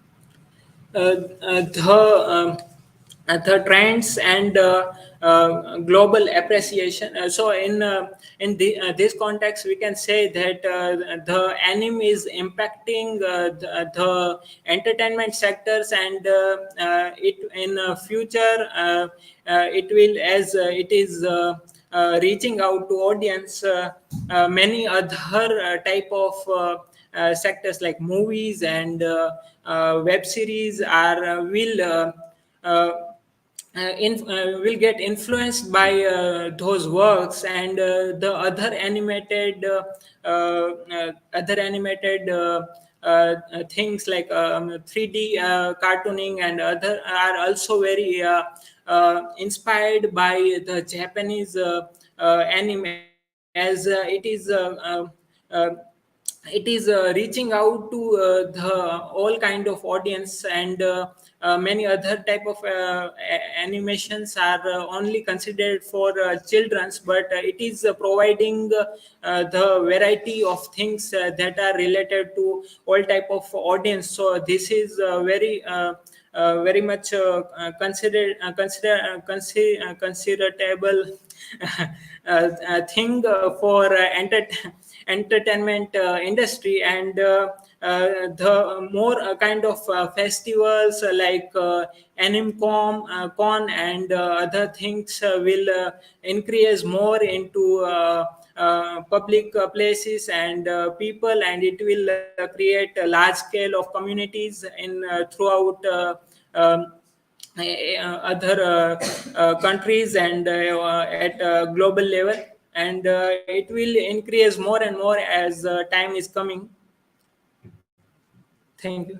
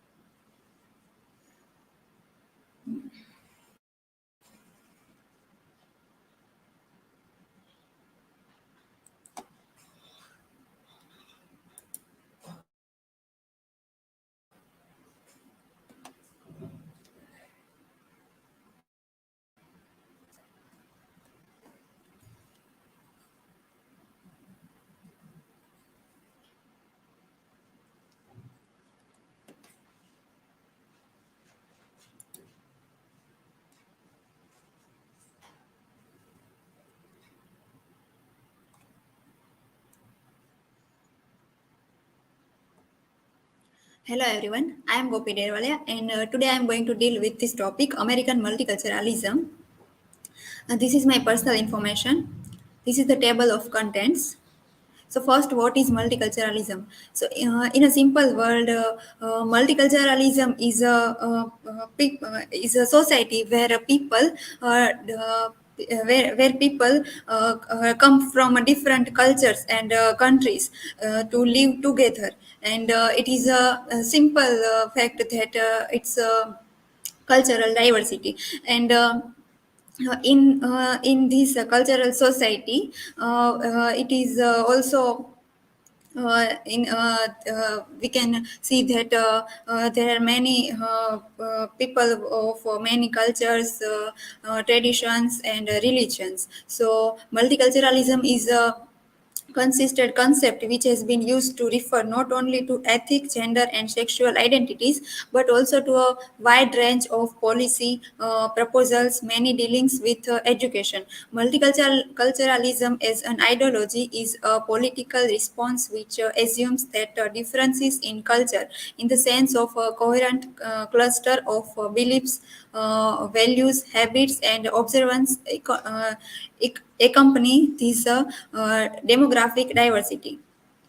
So is a multiculturalism positive or negative? So many people believes that multiculturalism is positive force, because it promotes understanding and tolerance of different cultures, and many people believes that multiculturalism is a negative because it's lead to division and conflict. So arguments in favor of multiculturalism, it promotes understanding and tolerance of different cultures, and its societies with a diversity of perspectives and ideas, provides opportunities for people to learn about and appreciate other cultures, helps to break down stereotypes and prejudice, contributes to a more vibrant and dynamic society.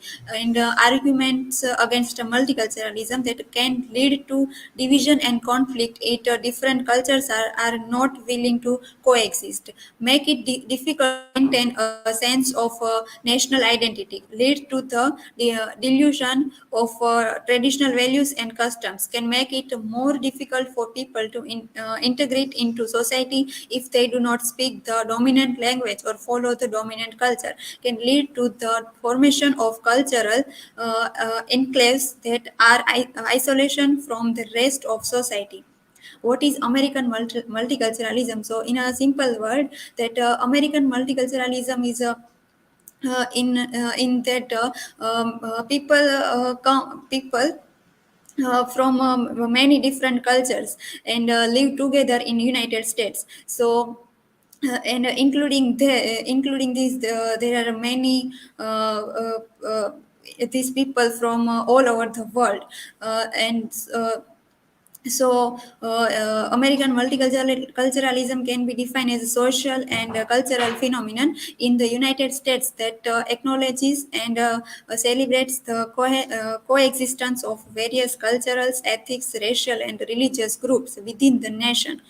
Here is some examples of American multiculturalism, like cultural celebrations, languages, religious diversity, education, arts and entertainment, civil rights movements, political representation, community organization, and workplace diversity. Historical background of cultural American multiculturalism. So the roots of multiculturalism in America are deeply embedded in the nation's history, reflecting a long tradition of diversity and the interaction of various cultures. Understanding the historical background of American multiculturalism involves examining key events and immigration waves that have significantly shaped the country's diversity. Here is a background of American multiculturalism, that the civil rights movement, the Great Migration, Chinese Exclusion Act, and European civilization. Benefits of multiculturalism. So A multicultural society offers numerous advantages that contribute to the enrichment and progress of a nation. These benefits extend various aspects of life, from social and cultural dimensions to an economic and political realms. Here are some of the key advantages of multiculturalism, like innovation, cultural enrichment, economic growth, greater understanding and tolerance, more vibrant and dynamic society. Challenges and controversies in American multiculturalism is the world's first and only continuing multicultural nation. America has always faced an enduring challenge. So here, James Bond gave his perspective on challenges and controversies of American multiculturalism. While multiculturalism offers numerous benefits, it is not without its challenges and controversies. Some of these issues stem from the coexistence of diverse cultural groups and the complexities of managing their interactions. Here are key challenges and controversies associated with this multiculturalism: cultural clashes, identity policies, social segregation, and language barriers. Economic impacts of cultural groups in multicultural America. Multiculturalism in the United States is not only a social and phenomenon, but also a significant driver of economic growth and innovation. So here is an analysis of the economic impacts of different cultural groups and their role in American business. First is Asian Americans. Asian Americans have a strong presence in the business world. They have excelled in various industries, including technology, healthcare, and retail.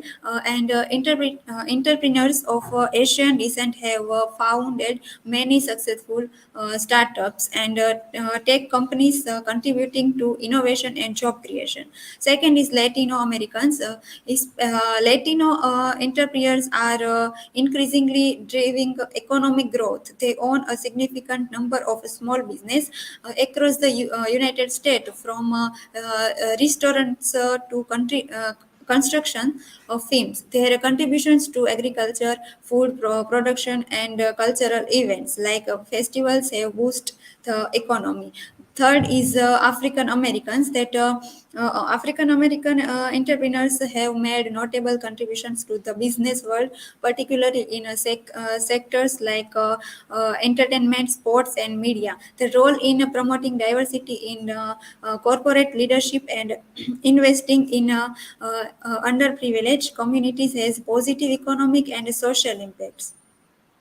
Education and multiculturalism in American multiculturalism. In a broad perspective, multiculturalism in education may be defined as a movement towards providing equal education opportunities for everyone from different culture, ethnic, or religious background. However, it is not easy to identify and define multicultural education in a more specific structure. According to Leinson, multicultural education is a conceptual mess. Multicultural education is an approach that is adopted in response to diversity in a society and its educational system. According to research findings entitled Multicultural Education Requirement for Globalization, is specified that the term multicultural is that despite the development of relations between countries and their moving towards a global or at least regional military, the ethnic and cultural differences between them are so important. Multicultural education in its current definition applies to all policies and issues that schools should operate to improve educational outcomes for all students, which have a nationally class, religion, and gender diverse and gifted children. In other words, the concept of multicultural education is a concept in which all students, regardless of the groups of which they belong, shall be be entitled to equality of educational opportunity in school. One of the significant impact of contemporary developments in the areas of economic, social, and cultural rights and puts in place is globalization. Globalization in various aspects of education is faced with serious challenges and changes. So that today the goals, contents, methods, and types of educational relations are affected by this phenomenon, and it has been inevitable. Media and popular culture in American multiculturalism. The term popular culture can be defined in many ways and have several interpretations. So here, Abhishek Kumar Singh defined this term popular culture. In general, popular culture refers to the culture of the people that prevails in a particular society and at a particular time. The way people interact in their daily lives define popular cultures. Music, TV shows, fashion, food, and our style of clothing are examples of popular cultures. Accessibility for most masses is one of the main features of a mass culture. The popular culture is an acceptance of a culture by the majority of people and follows certain ideology to change and to modernize the society. Media and popular culture play a significant role in shaping perceptions of multiculturalism, and they can promote understanding and appreciation of different cultures, or they can reinforce stereotypes and prejudice. Future of American multiculturalism holds these both challenges and opportunities.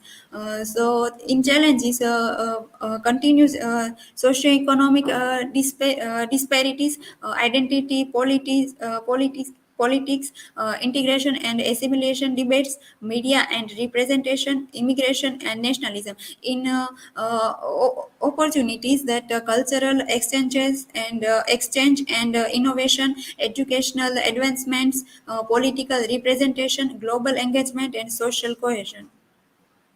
Global trends in multiculturalism that many countries are shifting from assimilationist models to more inclusive approaches to multiculturalism, recognizing that cultural diversity can coexist with a shared national identity. More countries are implementing policies to support bilingual or multilingual education, recognizing the importance of preserving and promoting linguistic diversity. Integration programs that support immigrants in areas such as language acquisition, employment, and cultural adaptation are common in many countries. Globally, anti-discrimination laws are being enacted or strengthened to combat racial and ethnic discrimination. Issues related to religious diversity, particularly the accommodation of religious practice and beliefs, are prominent in many countries. The interconnectedness of the modern world has facilitated transnational culture exchange, impacting multiculturalism in various ways, from food and fashion and entertainment.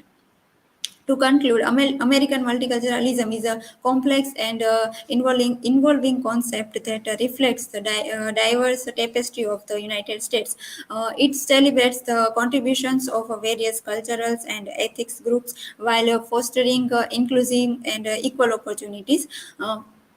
It also offers the potential for a more inclusive, innovative, and interconnected society. Embracing multiculturalism is not just a reflection of American identity, but a path to a more equitable and dynamic future. So these are my references. If you have any question, you can ask me.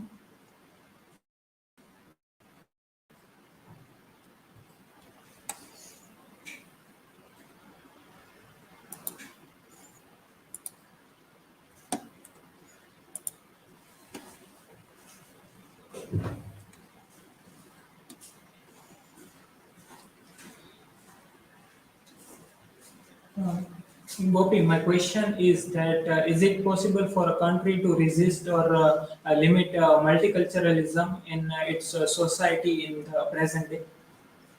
Okay, so in today's interconnected world is many is it is for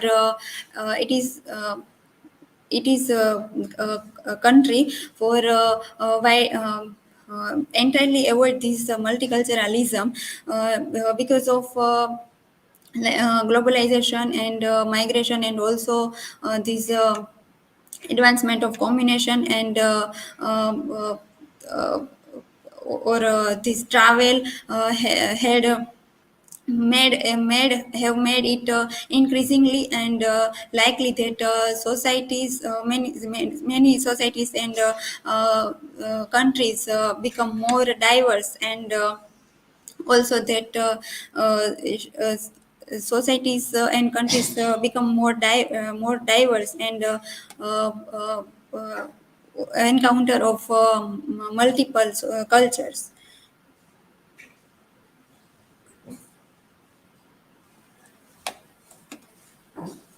Gopi, does the concept of multiculturalism have negative implication for the rights and well-being of women? Okay, so multiculturalism itself is not not bad for women, because multiculturalism is aim to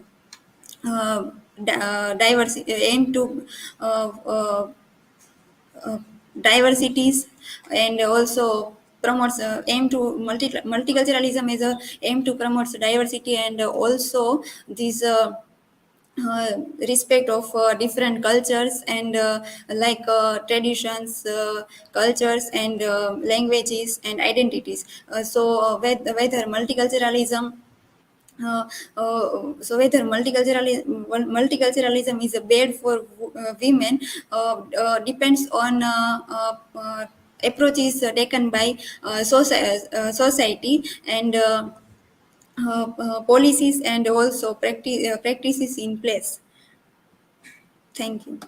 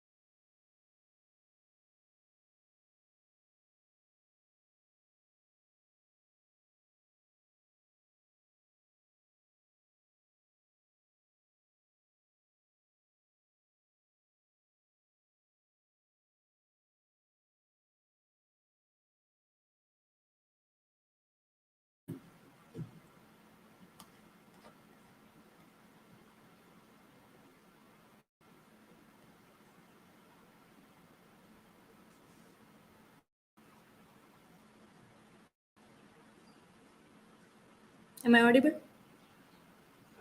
Okay. Hello everyone. On the last and final day of semester 3 presentations, I am going to explore the topic, which is Introduction to New Historicism, with the reference of Andrew Marwell's poem to his koi mistress in the paper of Cultural Studies. These are my academic details, and these are some of the points which I am going to discuss in my presentation. And beginning with the introduction of new historicism, as how this term new historicism emerged and who coined this term. So here you can read the introduction of new historicism. But one point I want to make is that the term new historicism is coined by Stephen Greenblatt in a literary an American historian, literary writer and critic, and he coined this term new historicism for the very first time. And it is an approach to literary criticism and theory based on the premise that a literary work should be considered a product of its time, place, and circumstances of its composition rather than an isolated creation of genius. New historicists, greatly influenced by Michel Foucault's concept of power dynamics, and come to give another strategy of political reading of the text. The critical strategy adopted by new historicists is quite significant because they give equal significance to the text and an embedded history. So, new historicism is all about that how the particular text, how particular literary text and history are interconnected and linked with each other, and it helps us to see that how they both are connected with each other as well as how it influences each other. Definition of new historicism. New historicism reopened the interpretation of literature to the social, political, and historical milieu that produced it.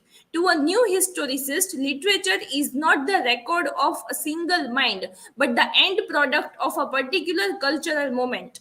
New historicists look at literature alongside other cultural products of a particular historical period to illustrate that how concepts, attitudes, and ideologies operated across a broader cultural spectrum that is not exclusively literary.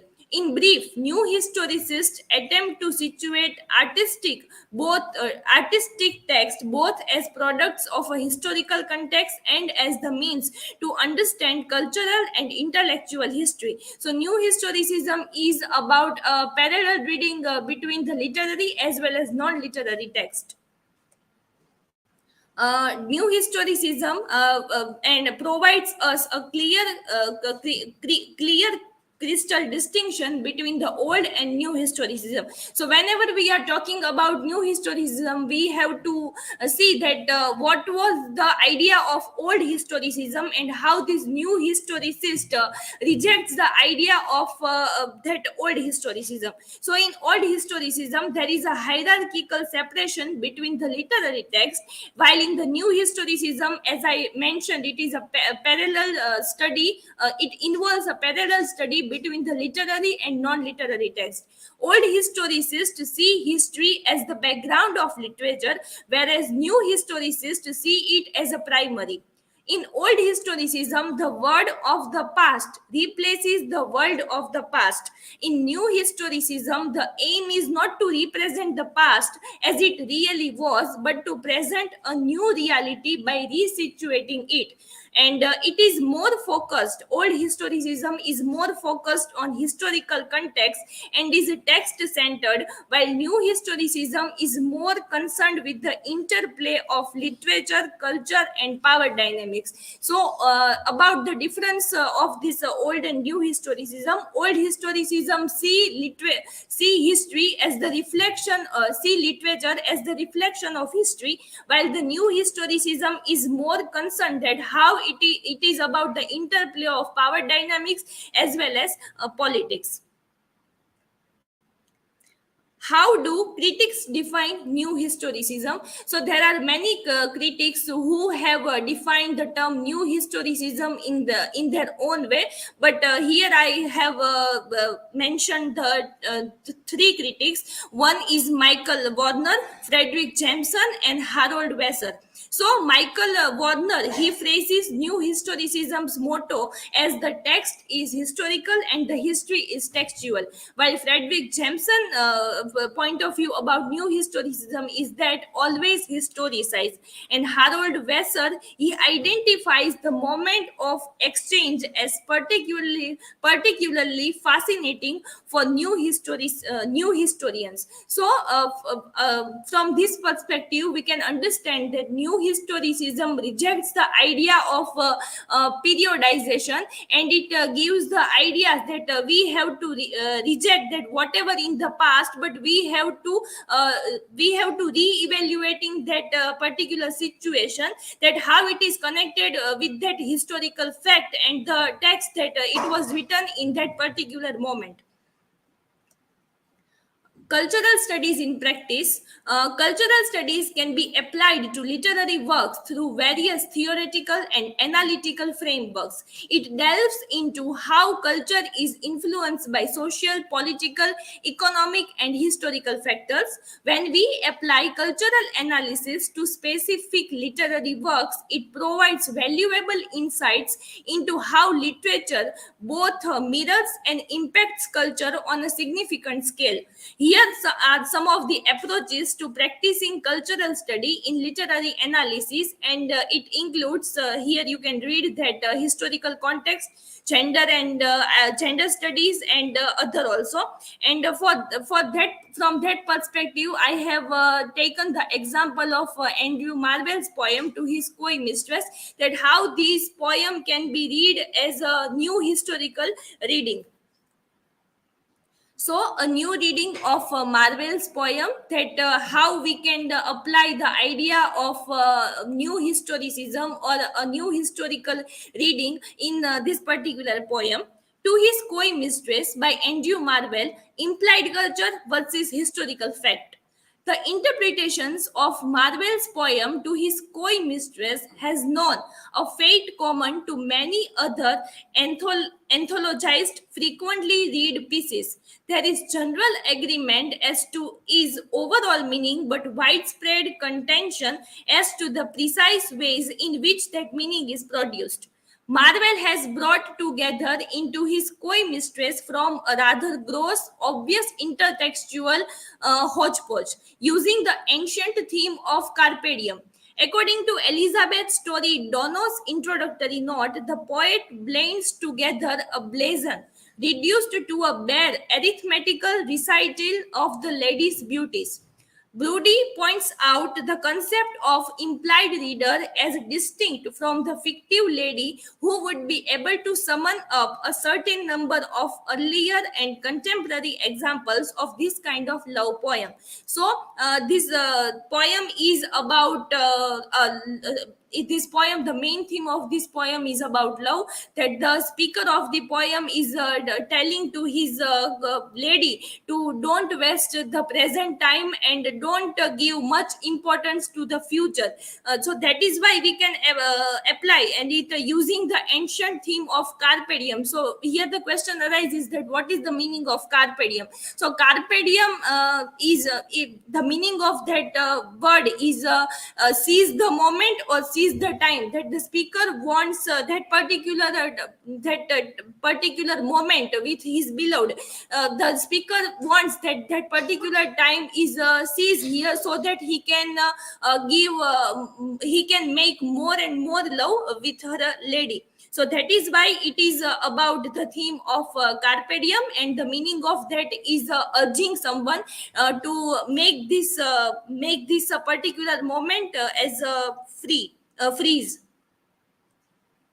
But the question here is that what does he not show and what does he ignore from his culture? So that is our main concern of this poem, that we can see that the poem is about the making love, and how the speaker expresses his feelings, but what does he not show? That is our primary concern and historical fact of that time.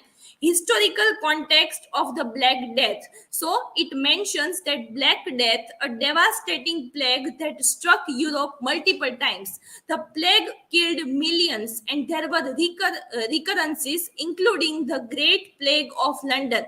From July to October, it killed many persons, and in the course of that epidemic. So when we are talking about, whenever we saw the historical context of this poem, we can see that there were a devastating plague occurred in Europe, and because of that, there were so many people killed in the course of epidemic. So that was the historical context of this poem, and it highlights the tension between the cultural and poetic perspective of the poem, where the speaker can attempt to push off death and the harsh historical reality of recurring plagues, where death could strike suddenly.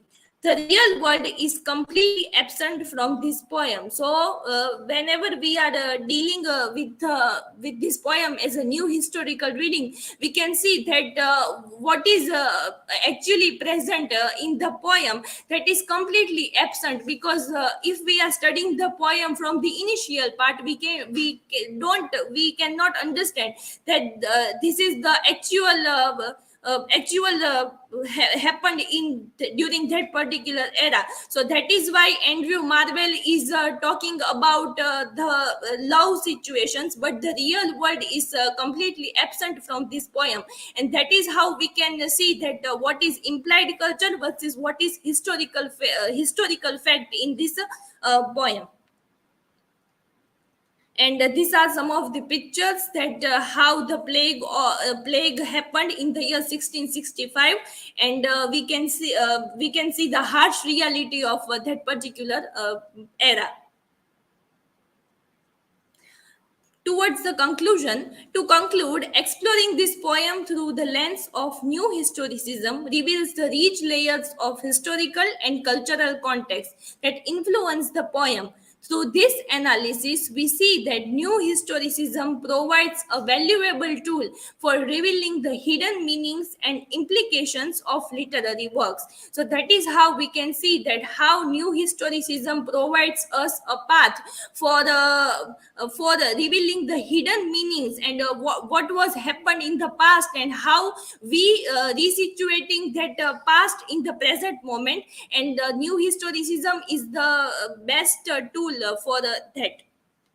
And here are the references which I have taken, and now I am open for questions.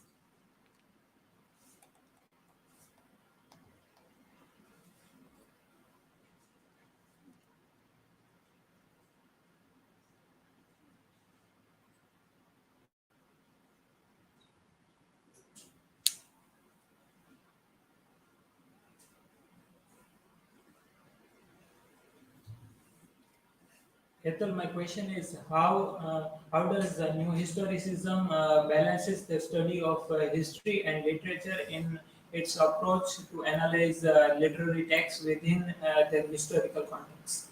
Okay, so yes, a new historicism definitely balance the study of history and literature, but we have to apply that in a literary text also, because if we are not applying a new historical reading in any particular text, that then we don't know that what was happened in the past. We don't know the happened in the past. If, for example, I have, for example, if I can talk that if we talked about the poem to his mistress with anyone, everyone will came to know the initial part of the novel, that it is about love and what the speaker wants to convey to his lady. But applying the new historicism in this particular poem, we can understand that how the poem is not only talking about love, but also about the situation of epidemic situation and the plague which was happened in the past. So that is how it balances the study of history as well as literature.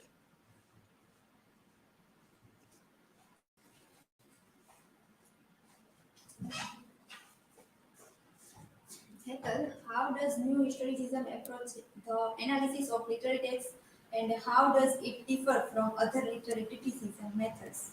Okay, so new historicism, the approach of new historicism is obviously differs from other literary criticism methods because, as I have mentioned, the major difference between the old historicism and new historicism. So, in old historicism, we cannot know that what was the actual happening in that particular era, and old historicism see the literature as a reflection of history, while the new historicism differs from that point of view, and it sees the literary text as well as non-literary text from the it is interconnected and linked with each other. So it is definitely this approach is helpful, and as well as it differs from other criticism methods. Okay, so that's it from my side. Thank you very much.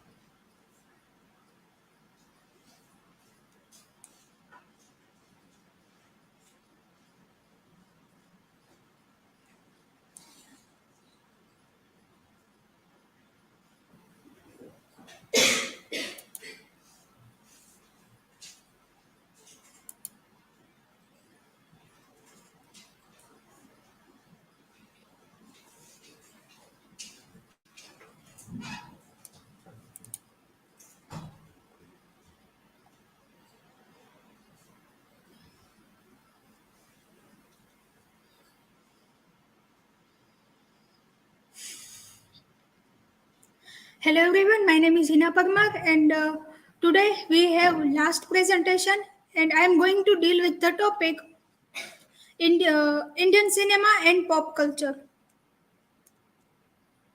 This is my personal information and this is some points which I'm going to deal with my presentation. I'm deal with what is popular culture, definitions of popular culture, Indian cinema, popular movies, item songs in Indian popular movies, YouTube as a popular culture in India, impact of OTT on traditional mode of entertainment, sports and cinema, sports and Indian culture in popular film, and then conclusion. So first, what is popular culture? Popular culture is something that most people like to do, and popular culture is something that people listen to, people watch, and many people like to do in their everyday life. And it includes movies, some fashion trends, music, and many trending things. And popular culture is the thing that many people follow. Popular culture refers in general to the traditions and material culture of a particular society. In the modern West, pop culture refers to products such as music, art, literature, fashion, dance, film, cyberculture, television, and radio that are consumed by the majority of a society's population. Popular culture is those type of media that have mass accept, accessibility and appeal. The term popular culture was coined in the mid 19th century and it referred to the cultural traditions of the people in contrast to the official culture of of the state of governing classes. Here is two definition of popular culture. In his widely successful textbook Cultural Theory and Popular Culture, a British media specialist John Story offers six different definition of popular culture. And here I put two definitions. Popular culture is simply culture that is widely favored of or well liked by many people. It has no negative connections. Pop culture is negotiated, partly imposed on by the dominant classes and partly resistant or changed by the subordinate classes. Dominants can create culture, but the subordinates decide what they keep or discard. Indian cinema is the largest film industry in the world. Indian cinema is divided by two. First is regional cinema and Bollywood. Bollywood is most famous for its colorful film and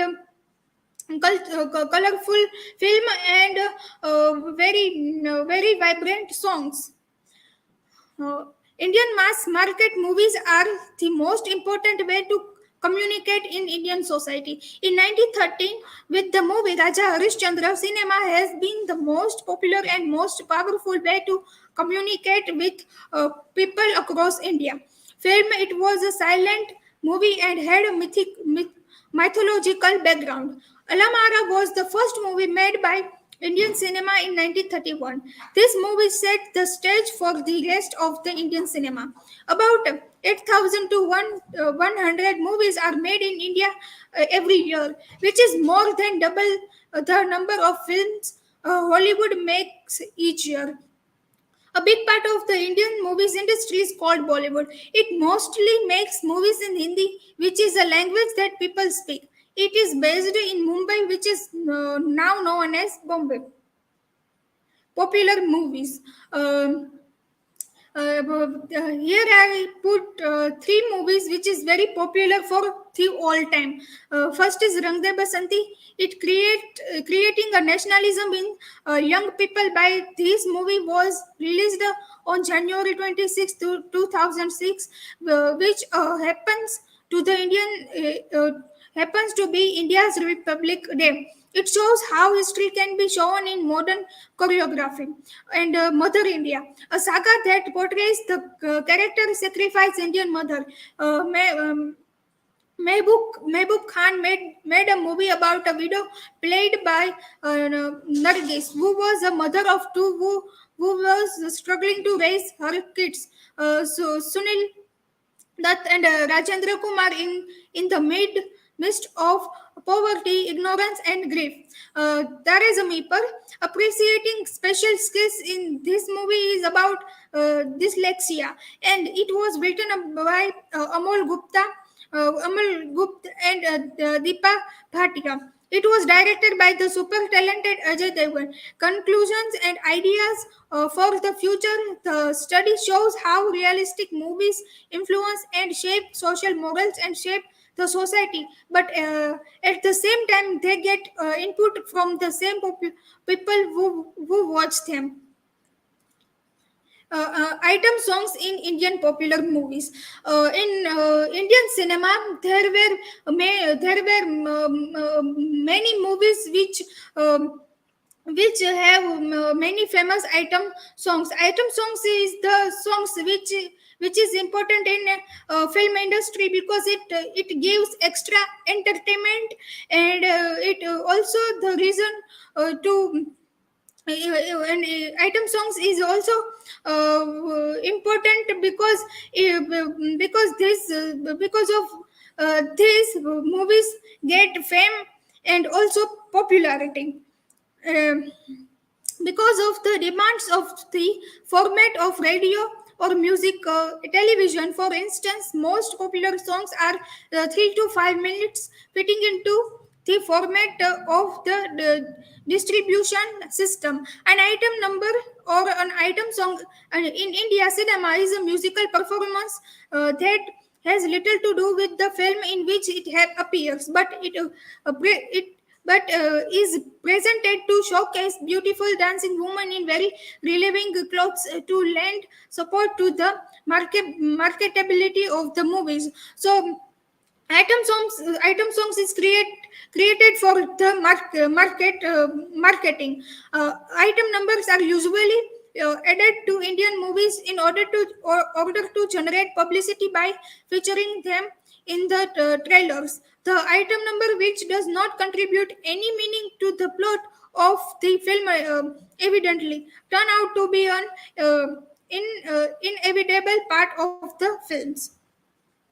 YouTube is the popular culture in India. YouTube is the one of the platform where movies were promoted by many famous YouTubers, and movie actors or actors were promoting their movies and featuring their movies from YouTube.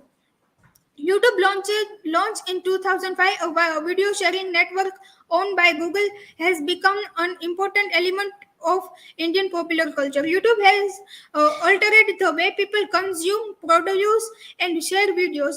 With over 2 billion login monthly active users globally, generating a rich and diverse ecosystem of material that spans genres, language, and cultures. YouTube has grown in popularity in India, becoming a source of entertainment, knowledge, and social connection for millions of users.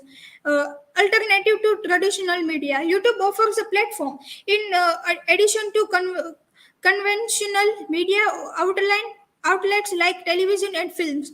Users can access content on demand without being constrained by geographical boundaries or planned programs. The ability to select information in accordance with personal interest has drawn interest from the Indian public, particularly from the younger generation, which is increasingly abandoning traditional media consumption platforms.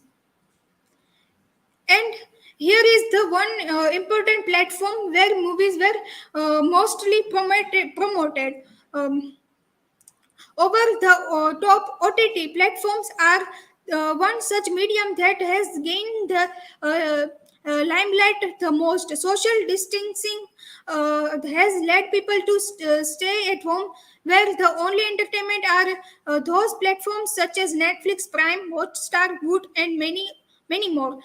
People spend most of their time now on those online streaming mediums. Steering the downfall of television.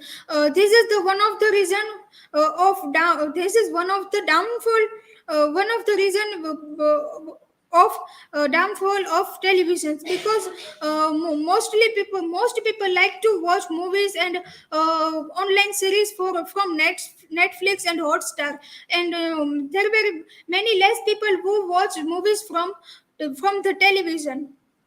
Online platforms come up with different genres like action, horror, drama, thriller, and comedy. Youth uses more of those platforms to being watch genres they prefer the most. Unfortunately, television fails to provide such perks to its viewers. Recently, Flipkart launched the Flipkart Video, where the viewers can watch online for free. In the future, online platform can be a platform through which content creator can grow and gain popularity, and a great place to expand and gain expertise too. And the sports and Indian culture in popular film. There were many films which is based on sports and Lagan. There is a movie Lagan. One of the most celebrated films about cricket is Lagan. Set in colonial times, Lagan offered a small vignette of life under British rule. As villagers in Gujarat await the rains, district collector Captain Andrew Russell, a capricious young colonial servant, demands double tax for the year. And Iqbal is also one of the famous movie and it brings the sport into contemporary times. It is the inspirational story of cricketer Crazy Iqbal, a deaf mute buffalo herder who practices bowling in the field as his buffaloes gaze. And Bhag Milkha Bhag. Bhag Milkha Bhag is a biopic of India's most famous Olympic runner, Milkha Singh. Conclusion. Young people are primarily consumers and users who characterize the difference between dominant cultures. Pop culture and the decline of traditional culture. This is the reason that validates the information in the present resulting in the celebration of new culture values in society. Young people are greatly influenced by foreign films and television production and the variety of enterprise shows. If we see recent time, most of the people like to watch movies which is from Hollywood and from another country, and most of the people like to watch K drama or K pop, and also like to watch foreign music. Film, television, and new media have positive effects on the popular culture perspective of young people. The case of and when we see the case of item numbers, it is the same when consider it its impact on youth cultural today. The youngster of the day to do internationalize the codes of fashion and dressing of Bollywood actress and hold a sense of elitism on emulating of the Bollywood dressing culture. On youngsters, the Bollywood also affect most of the people, and most of the like to wear dress which is dressed by most famous actor or actress in the Bollywood. Most of the people like to follow their favorite actor or actress from Bollywood or another film industries. Here is some of the references. Thank you. And do you have any questions?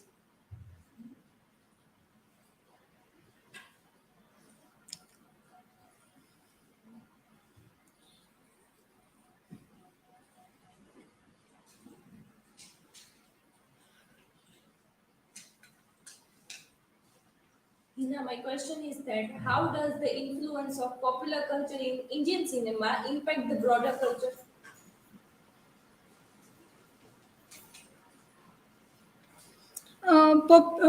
Popular culture in India, cinema impact the broader culture. Indian cinema is famous for many things. For an example, Indian cinema has get fame from item songs and movies have more emotional plot, and movies are much longer than the other movies. Indian cinema get fame from its item song number, because because it is most it gives entertainment, and also get also give spark to the film. And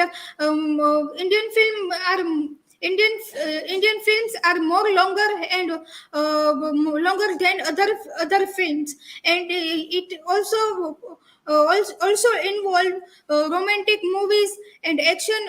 Indian films have mixed genres. It involves romance, action, and also involves comedy.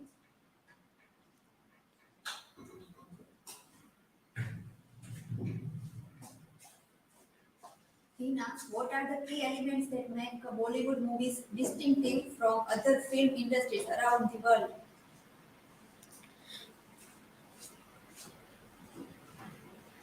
There are many elements which make Bollywood movies distinctive from other films industry there are elements like Indian movies are in our Indian cinema, movies are more movies produced from the other film industry. Like we know that we have 1,000 or 800 movies were made in India per year, and in other film industry there were many less movies were made in a single year, and Indian movies are also there were one elements that Indian movies have more emotional plot, and it have more it has also mixed genres. Like Indian movies have most of the Indian movies are romantic movies and also have romantic songs, and we know that if the movie was based on sports, but it also involves love story. There were many movies which involves love story and have the genres of romance. Thank you so much.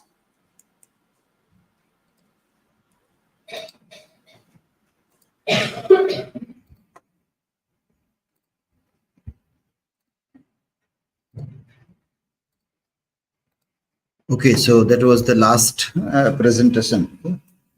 Let me give a very quick review of the work.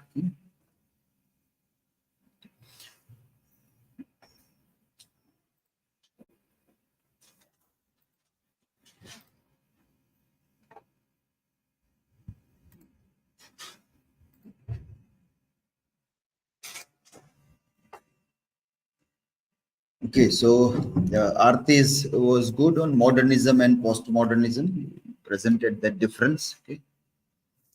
Some more examples connected with cultural studies should be given. When you write your answer either in criticisms paper or this, then there should be some difference between that this is a different paper than the normal paper on modernism, postmodernism. Anjali on this power in cultural studies. The reference of one book was good in that, Sally Eagle Mary's book, Colonizing Hawaii. And there was this reference of law, how legality, the word is legality, how that is used as a power dynamics. That is very important to be seen. Avani also presented power in popular culture, that also had good references and examples. Bhavyata on Chetan Bhagat and his market was also good. Some good video resources also were presented along with that. Drashti on media ecology, that also was a good topic. Social dilemma was also referred in this, that was good point that you referred. Gayatri on subaltern studies, and good to see that you brought the table on this all things, and prison notebooks from Antonio Gramsci were also referred. Ghanshyam also talked on good topic on Japanese cartoons, anime, good study on this. In this case, you still have to see that how you locate this in cultural studies. So here you have to see that a fandom can be taken, for example, and the reference of audience study can be the concentration. That so in cultural studies we have this point of audience study, and then this can be referred. You cited this article also in your reference, which also is a good article, and you cited one good quote in on your slides. I was looking for that book, that from where is that taken. So that was taken from this book by Rahul Chaturvedi, Hariom Singh and Anita Singh, Hero and Hero Worship, Understanding Fandom in Modern India. From this it was taken. So this also is a very interesting book to study, and they are giving some good examples that how this book, which is published in 2020 very recently, which comes, so the increasing usage of the word bhakta in Indian public discourse, which has given them an idea to see that this bhakta and fandom. So how? Because normally the word fandom, there are lots of these babas and gurus, spiritual leaders. That reference also is there. Fandom for spiritual babas also is there, along with this political and other things. So it tries to locate. From here we can learn that how you locate this. So you see that Henry Jenkins had referred in this work, textual poachers. Who are this fandom? Who are these bhaktas? So they are brainless consumer. Most of those things you will see about this will be negative about fandom or fans or bhaktas. Devote their lives to a cultivation of worthless knowledge. So most of this, they are social misfits, highly feminized, desexualized, infantile, emotionally and intellectually immature, unable to separate fantasy from reality. Very interestingly, this all things are cited by this book, Henry Jenkins' reference to how do you identify the characteristics of bhaktas or this. This quote also is good to see.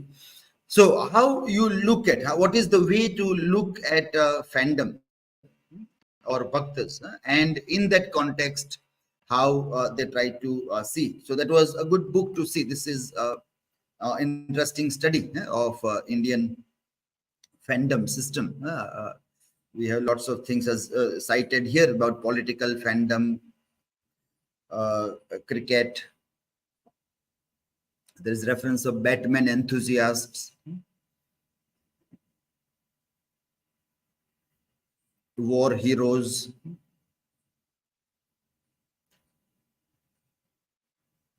Bombay, soap operas, television stardom, cult of Amir Khan. So in this book, there are very interesting articles which are given where they talk about this concept. So how you locate your study into audience study. Cultural studies speaks about audience, and then you say Japanese cartoon series, and how there is an audience all over the world about that can be studied. So locating a discussion specifically into cultural studies becomes very important. Gopi discussed on multiculturalism. Yeah, slide layout was very good. We are talking about American culture in that. Hetal on new historicism also. That also was a good point. So new historicism again, we have to locate it into. We have not referred to this book while we were discussing. But the book from where this idea of new historicism came is this book by Stephen Greenblatt. We refer to Stephen Greenblatt, but the book Learning to Curse by Routledge, Essays in Modern Culture, in this. So the title itself says this, Learning to Curse. So you learn to criticize. And here he is giving the methodology. When we read a few things about this in this Google books, we find an interesting line that his approach, Stephen Greenblatt's approach of new historicism, drew from one, history, second, anthropology, third, Marxist theory, fourth, post-structuralism, and fifth, psychoanalysis. So combining all this thing, he is looking into something, and then that is his process of doing this academic study. Or we can say that blew apart the academic boundaries, insulating literature from the world around it. So that is his process or approach of doing the thing that becomes very important. So this work can be cited from where this idea originally came about new historicism. Okay, and finally, Hina's was on Indian cinema. Still, you also need to recontextualize properly in the given context that what actually this. And because you are talking about recent time, like COVID times, when you search for OTT thing, then obviously people will say that there was a huge rise of OTT platform during COVID times. So that reference you will find. But what is your experience? It is very near, so you all have been mature enough to record your experience, but it is not forgotten. So that should be added here. Last 5 years, whether you were attracted towards OTT or it is only people are talking about, but that never happened to us. So then that can be noted or recorded. This small survey can be done about the people, that what I am seeing is Indian cinema and the OTT rise. What do you believe? Which OTT platform you watched during COVID time? Why were you attracted toward what have you watched there? And then you may find that many people around us were not attracted towards that. They were not watching those things. Maybe that can also be the result, or maybe whatever they were watching that you can come across this. So that you have to add your own experience to this. In cultural studies, we have noted it several times that our own experience of lived culture is very important in this. So it is an everyday life, it is contemporary life. So we all are living a shared life. Today is lived by everybody, but still we live today separately. We experience different things altogether, from morning to night in different ways. So in the morning, whenever I wake up, I would look into newspapers, and if I find something, I will share with you also. So that is how my morning begins, looking for something to share. Now, how your morning begins, perhaps throughout the week or entire month, you might not be peeping into newspaper at all. So then, though we live the same life, but still our lived experience is much different than the thing. So that is where our experience plays a very vital role in seeing the things. Okay, so this was the last day today of your presentation, and I hope that you all will improve upon this in the upcoming presentation. Last semester you will have, and we all will improve upon wherever things have missed out in this. Okay, so we are ending our session here.